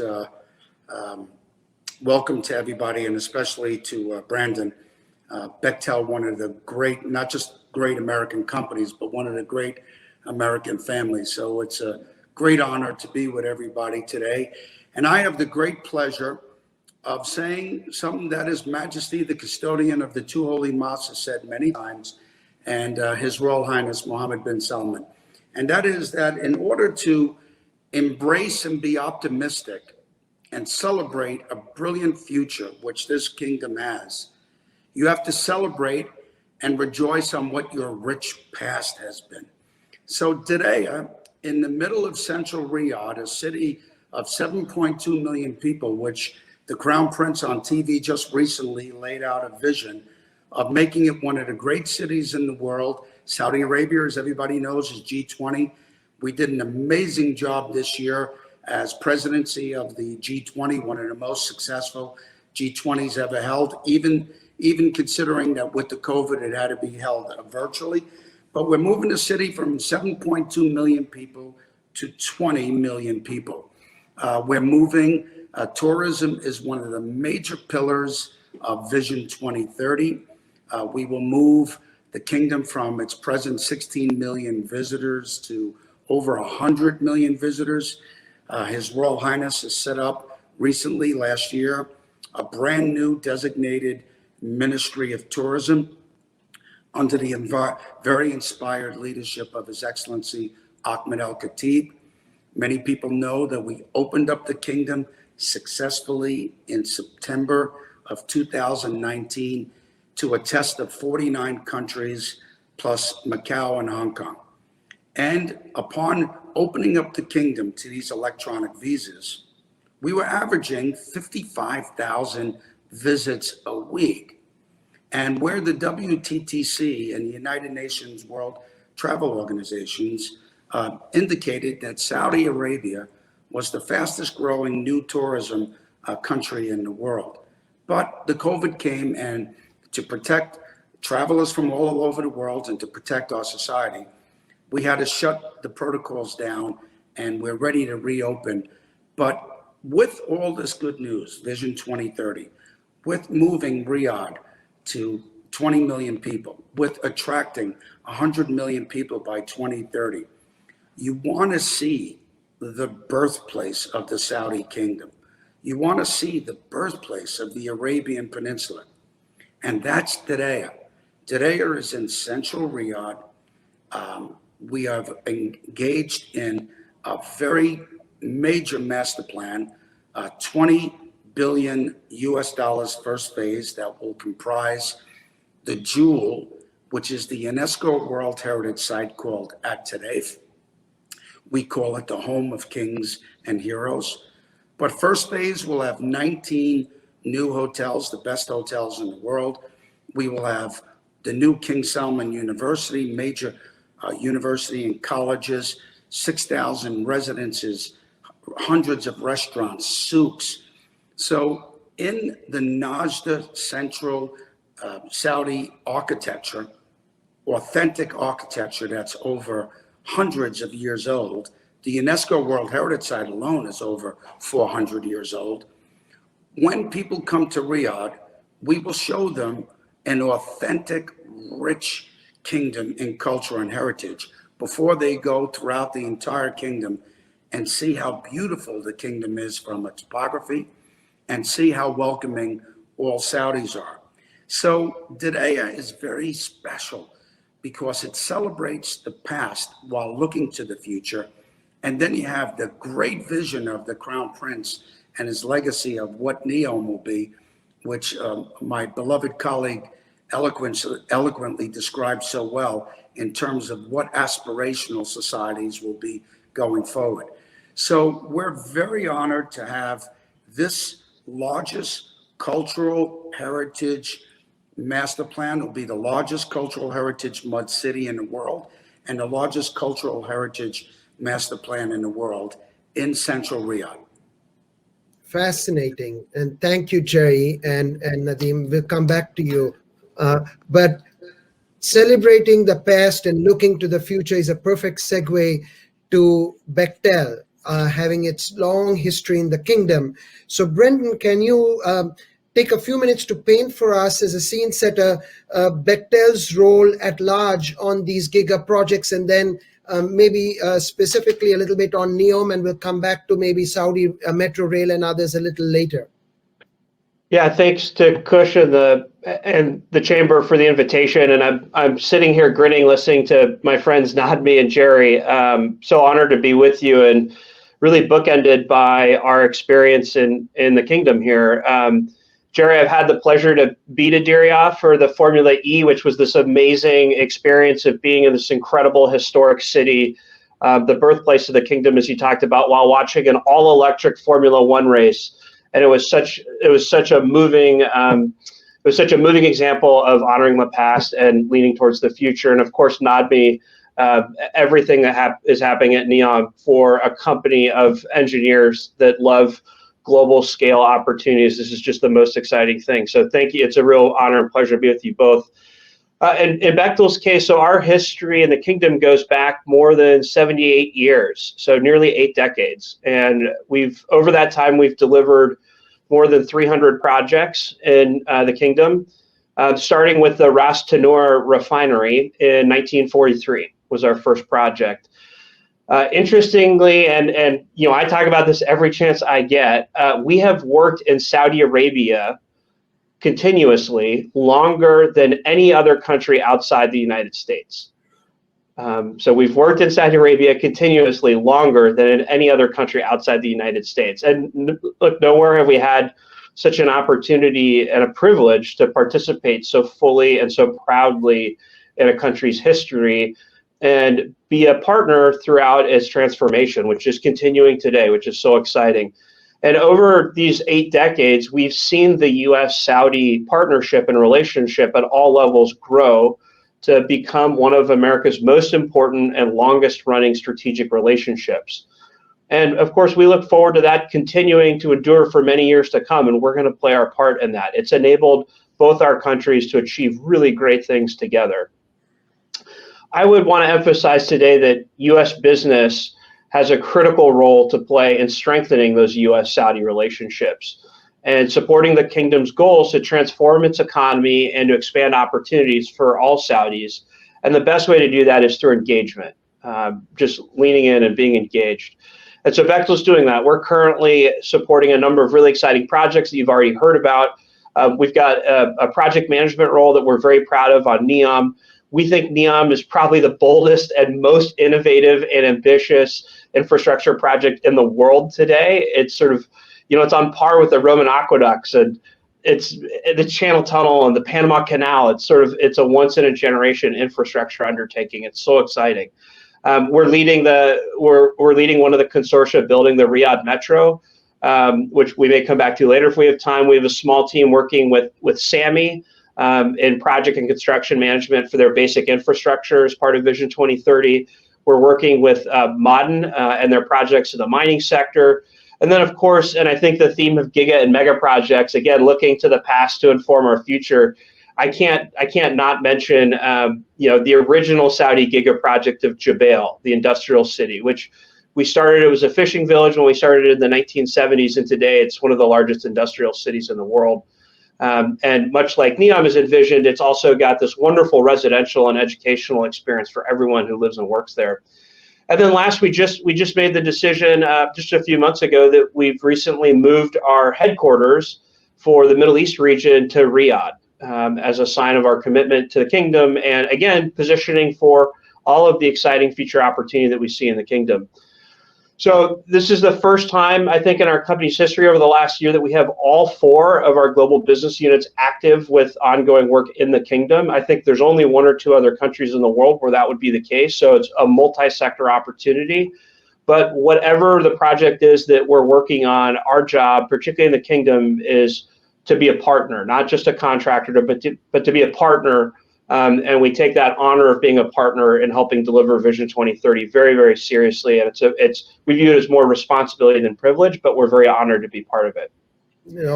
Thank you. And that's fascinating. To those of us who have engaged on the U.S. Saudi relationship for a while, I remember back in the 80s where Jubail and Yanbu were really the 2 big Giga projects.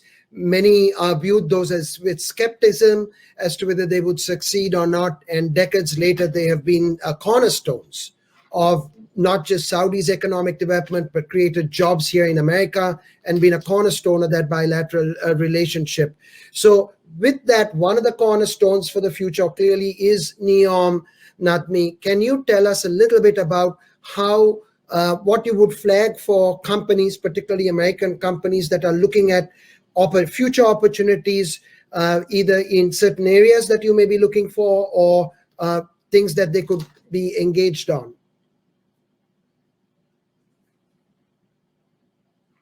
Two dimensions. Hello? You hear me? I can hear you. I will look at it from 2 dimensions, the least. One is the model and the example of Bechtel and AECOM and other companies who are already on site working with us to kick off the execution of NEOM making. Engineering firms, construction firms, and more. And that's going to be very essential in helping us deliver the mission by 2030. And that's going very well, and I'm very proud of that relationship. Most importantly is, as I mentioned earlier, the model and the example of NEOM and the vision of NEOM is to create an economic region, an economy that's going to grow on the sector outcomes, the energy, the water, the media, all these 16 sectors we have. And for the success of such economy creation and growth, we will have our eyes on the world globally on attracting partners who we can work together on creating presence of these companies as tenants in NEOM, because after all, that's the model for NEOM. We're working with many. Of course, the last 12 months or so with Corona was not a big help. Mm-hmm. We are getting ready to visit the world and visiting the U.S. specifically to start that partnership journey. That partnership is going to be I would say, the name of the game of cementing the relationship between Saudi Arabia business economy, business community, and the U.S. I'm very much encouraged by what we have accomplished so far, because part of the model of attraction we have is to work with innovation, work with startup companies that are addressing and working on evolving of technology that we can bring to NEOM physically, creating these companies on NEOM land, and be part of the growth of NEOM. I am encouraged by where we stand today, and if I were to put a call on the U.S. companies, that will be my call on both dimensions. We are here to work together on executing NEOM, and we're all here together to build up the economy and the vision of NEOM by 2030. And we are very, I would say, optimistic of where we stand as of today. No, thank you. And Nadmi, when you come to the US, we would very much like to host you at the US Chamber so that we can bring a diverse group of companies to meet with you and learn more about those opportunities. But you also mentioned, the challenges of COVID, not just in being able to go out to the world, but also within what you're doing at NEOM, like it's affected the entire globe. Jerry, if I may, on the impacts of the pandemic, you are operating right there in Riyadh, 15 miles from the city center. Have you encountered delays or other impacts as a result of the pandemic, and what's the prognosis looking forward? Yes, thank you. We have something here in the kingdom that, the time goes by very quickly. And with COVID, I'm very pleased to say that Diriyah, like NEOM, is on time and on budget.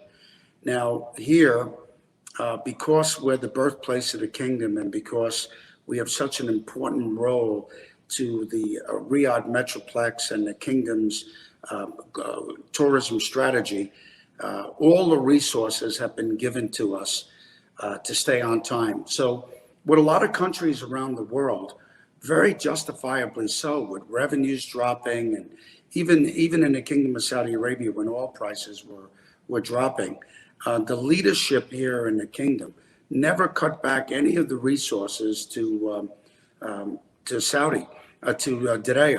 So we went through all of 2020, and in some respects, we actually picked up pace because a lot of the businesses that we were dealing with around the world, many of their contracts were canceled or suspended because of COVID, whereas we got a chance to double up. So right now we're dealing with over 200 companies, 40 plus principal companies are American companies, which the relationship is extremely close between those companies and Saudi on all of the Giga projects, especially Diriyah. So fortunately with COVID, we as a kingdom played it very conservatively, very empathetically. But when it came to the Giga projects, there was no curtailment of resources because we're moving very quickly to the goals of 2030. So I'm delighted to say that we're on time and on budget. Oh, thank you. That's great to hear. Particularly for the business community. Brendan, we referred to Riyadh Metro before, but one of the things is if you're leaving Washington and the US through Dallas Airport, one of the last big mega projects you see in the US is the Washington Metro. And you land in Riyadh, and one of the first things you see is the Riyadh Metro. And the common denominator between the two is Bechtel. So could you tell us a little bit about the Riyadh Metro, one of the largest civil projects in the world, not just the kingdom, and how it's coming along and what type of impacts it has had, whether it's on jobs or the economy? Yeah, Kushal, it's one of the biggest projects that Bechtel has around the world, full stop, and has been for the time we've been working on it. All of the projects that we've been partnering with the Kingdom on are helping to advance the goals of Vision 2030. And, the Riyadh Metro project is no different. The direct and obvious ways that the projects contribute is, Riyadh Metro is a key part of enabling the capital city to grow in a way that Jerry talked about before, and in a sustainable way. It makes the city's quality of life better and more attractive to current and potential residents. Jubail, the industrial city I talked about before, which is currently generating about 8% of Saudi Arabia's GDP, Jubail is an economic powerhouse in and of itself, and now we're working to help expand that. But there's more than just the direct and obvious contributions of these projects. We're committed as a company, as we are everywhere we work, to creating in-country value. So that means building local capacity, hiring and training local employees, procuring from in-country suppliers. This is where I believe Bechtel really helps deliver a lasting impact. So when we're working alongside Nadmi's team and his project management team, part of our job is to be helping train the next generation of Saudi project managers so that next time, hopefully, they don't need a Bechtel involved. That's our vision of success. We really focus on, we want to build a legacy, not just the physical infrastructure, but we want to leave behind the capacity to do infrastructure projects in the future. And, better trained workforce, stronger local business, expertise in new technologies, and of course, stronger project management capabilities, something we're really known for in the Kingdom. And again, this is the difference in our view between being just a contractor who comes in and just does a project and then leaves versus being a partner for the long term. And of course, Jerry, I was grinning when you're talking about, on budget and on time, on schedule. That's always music to our ears. And of course, that's when we partner with a customer, that's job number one. So we're committed to meeting the safety, quality, schedule, and cost goals of all these projects. But increasingly, as the world becomes more modern, and that this is happening all over the world, ensuring the economic, sustainability, and educational and social benefits of our projects extend beyond the fence line and really benefit the whole community. That's what these large infrastructure projects are all about. Thank you. This has been a very rich discussion, and I'll close with a final question to each of you. We'll start with Nadmi, then move on to Jerry, and then Brendan. But there's been a lot of focus on the Kingdom's plans for sustainability of recent. These Giga projects are happening on a massive scale and could have a significant impact on the environment. So could you tell us more about how you're working to ensure a low carbon footprint during and after construction, and as the projects implement themselves? Nadmi, will start with you and then move on. Thanks again. No doubt, it's always a challenge when you talk giga projects and bigger on how you balance such ambitious program and schedule without actually impacting the environment around you and all of that. As a matter of fact, we are moving with a goal that's beyond this. Basically, if I can just explain it in a minute, out of the full land of NEOM, we've made the decision day one that we will only develop 5% of the total land, 5%. And that's a major commitment for any area being under development. And then we said the 5% we are going to develop are going to be under a very close, not only compliance, but to go with the most aggressive, very well-defined sustainability program that protect the land, protect the construction areas. And our promise is by the time we finish NEOM 2030, because it will go beyond, we are targeting NEOM to be in a better environmental sustainability position than today. And again, mentioning the line was the example of how committed we are, because when you've heard His Royal Highness announcing the line, he summarized it by saying, no cars, no street, no roads.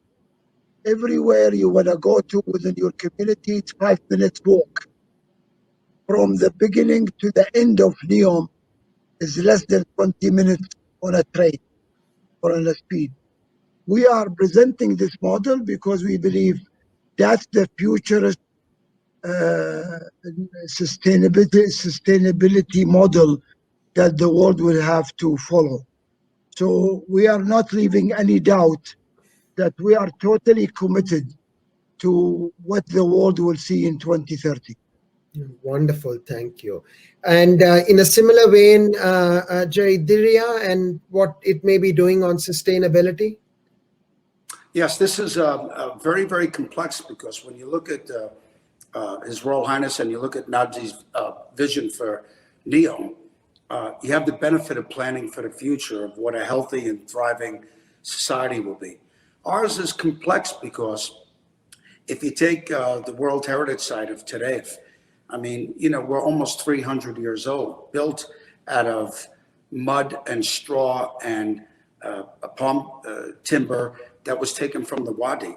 So to keep it safe and to keep it strong the way it was, we have to apply the old technologies that were done 300 years ago. So if you're going to get millions of people to come, the Crown Prince, anybody that knows him, is unbelievably strict on issues of sustainability and environmental protection and quality of life as it relates to neighborhoods and communities. So what we're doing right now, if you want to talk about complexity, we in historical Diriyah, one part of the master plan, which is 3.5 kilometers, we're digging 6 kilometers, 3.5 kilometers, but 6 million square meters of soil as a dig to build a whole smart city underneath it with all sustainable technologies and sustainable energy and new water flow and power grids, so there could be no carbon footprint above. The entire new city, or what we call historical Diriyah, is meant for foot traffic, for people to walk. And in a very small period of time, 2 years, we've already put in 7 kilometers of curbs and streets and street lights. And now you see people on bicycles and skateboarding and bridle paths. And in 2 years, we planted already 22,000 trees. We'll be planting 7 million trees as part of the Royal Commission of Riyadh City Green Riyadh program, which is well underway. So even in the context of the old city, of the historical city of Diriyah, all of the brains underground are all on sustainable technologies and energy. And one final comment about all of this futuristic planning for NEOM. We get the benefit because as the kingdom is leading in innovation in wind technology and solar technology and all different sorts of artificial intelligence and robotics, other places in the kingdom get the benefit of the work that's being done in NEOM. So I'm very, very proud environmentally. We are very strict. If you see how we clean and monitor air quality and traffic flow and everything, we spend a considerable amount of time on it daily. But I think in a few years to come, we'll have one of the more enviable sustainability platforms in the world, certainly of the G20. Well, both look like fascinating role models for the future. So Brendan, if we may, in the last 30 seconds or so, tell us as a project manager, any closing thoughts on, as you look to the future and sustainability on these Giga projects? Yeah, Kush, absolutely. And as is often asked of Bechtel, we will recover the schedule because I know we're short on time here. I would just say everything that Nadmi and Jerry have talked about, we hear a lot of leaders and CEOs around the world sort of waving their arms and talking about their intentions with sustainability. Working inside, and certainly the NEOM project, I can tell you this is real. So the kingdom is investing in very serious ways, in very planful ways. in how sustainability, decarbonization, water, clean transportation, the future of fuels, all of that is a core part of the planning and delivery at NEOM. And so I remember, Nadmi, from our first meeting years ago, where you said, Brendan, the reason I want to work with Bechtel is not just because I know you guys will deliver, but I want us to change the way that large giga projects are delivered to be more sustainable. So it was one of the first asks that Nadmi had of the way that we show up as a company. And we're really excited about that. I mean, again, I see lots of leaders around the world sort of waving their arms on a stage and talking about it, but it's actually happening on the ground in these projects. And of course, projects like the Riyadh Metro, which are fundamentally about getting people out of cars and into cleaner mass transit, these are winners. Well, wonderful. So to our panelists, thank you very much. To Brendan, Nadmi, and Jerry. And to our audience, we thank you greatly for joining us. This is the beginning of a journey. These projects are real. They're on the ground. They're being implemented. And it's our role through the U.S. Saudi program at the U.S. Chamber to ensure that we can connect as many American companies to these projects and vice versa. So stay tuned. We look forward to doing this in person in the not too distant future. Thank you again to our panelists. Thank you, Kush. All the best, Brandon and Nadmi. Great to be with you guys. Thank you so much. Be Bye. well.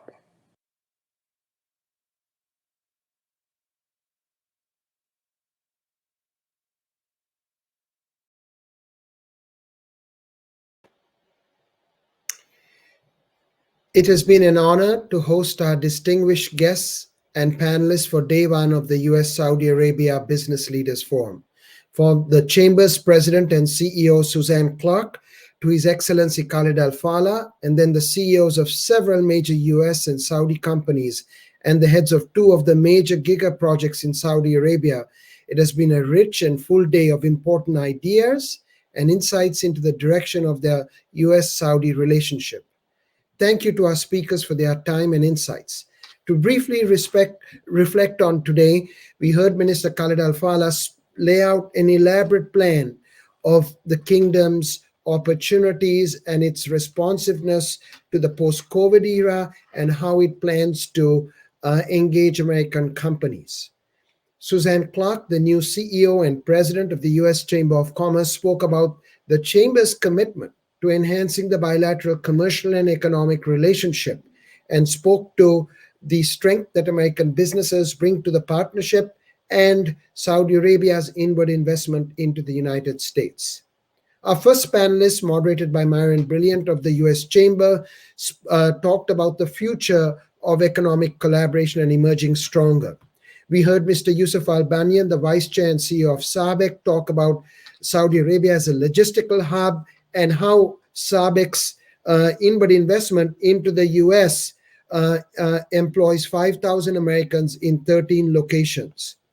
Jim Fitterling, the chairman and CEO of Dow, spoke about their Sidara joint venture and how, again, as an export hub to the region, in addition to drawing upon Saudi Arabia's raw materials. He, like many of our other speakers on that panel, stressed sustainability and the importance of a circular economy, a theme that clearly emerged. Saudi Arabia, he also mentioned, has streamlined the processes for environmental impact reports. He talked about KAUST and the role that Dow plays and the role of women increasingly in the economy and the social transformation undergoing in the kingdom and how businesses can draw upon it.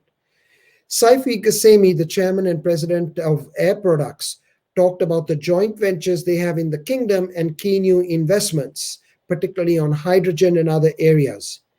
On that theme, Jeff Martin, the chairman and CEO of Sempra Energy, reminded us that the global environment cannot be looked at regionally, but is really global in every sense. He talked about the joint venture they have with Aramco for US LNG exports to Asia, but also talked about it not just being with LNG, but also newer emerging cleaner fuels, and mentioned that they also export blue ammonia from Port Arthur. A global problem, he reminded us, requires a global solution. And industry, private industry, controls many of the ways and tools that would facilitate decarbonization.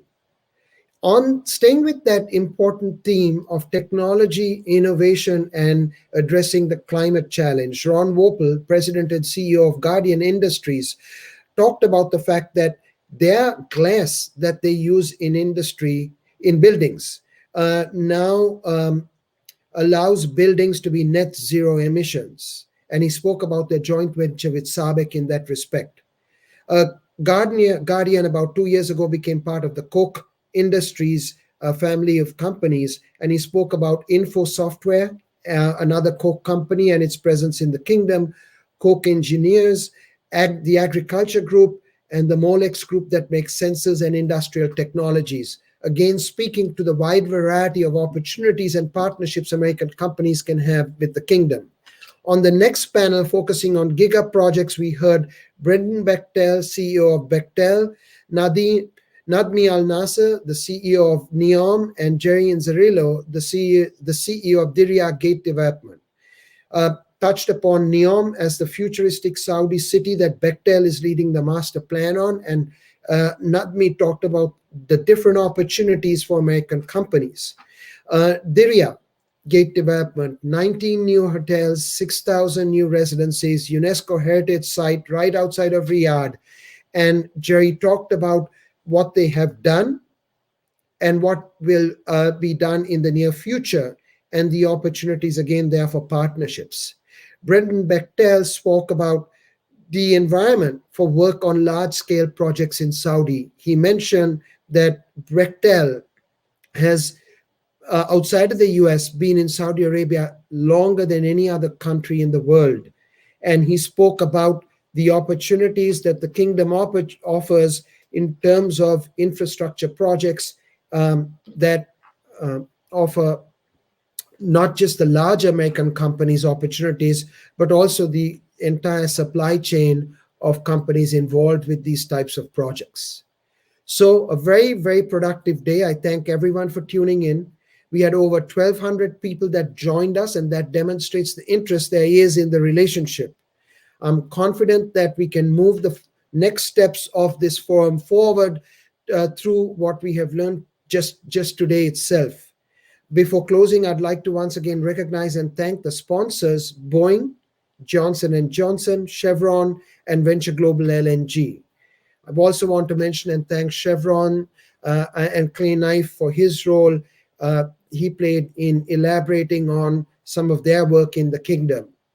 I would be remiss if I also did not thank the chair of the Chamber's U.S. Saudi Business Program, PepsiCo, and their president and general manager for Middle East, North Africa, and Pakistan, Amr Sheikh, who will open tomorrow's session.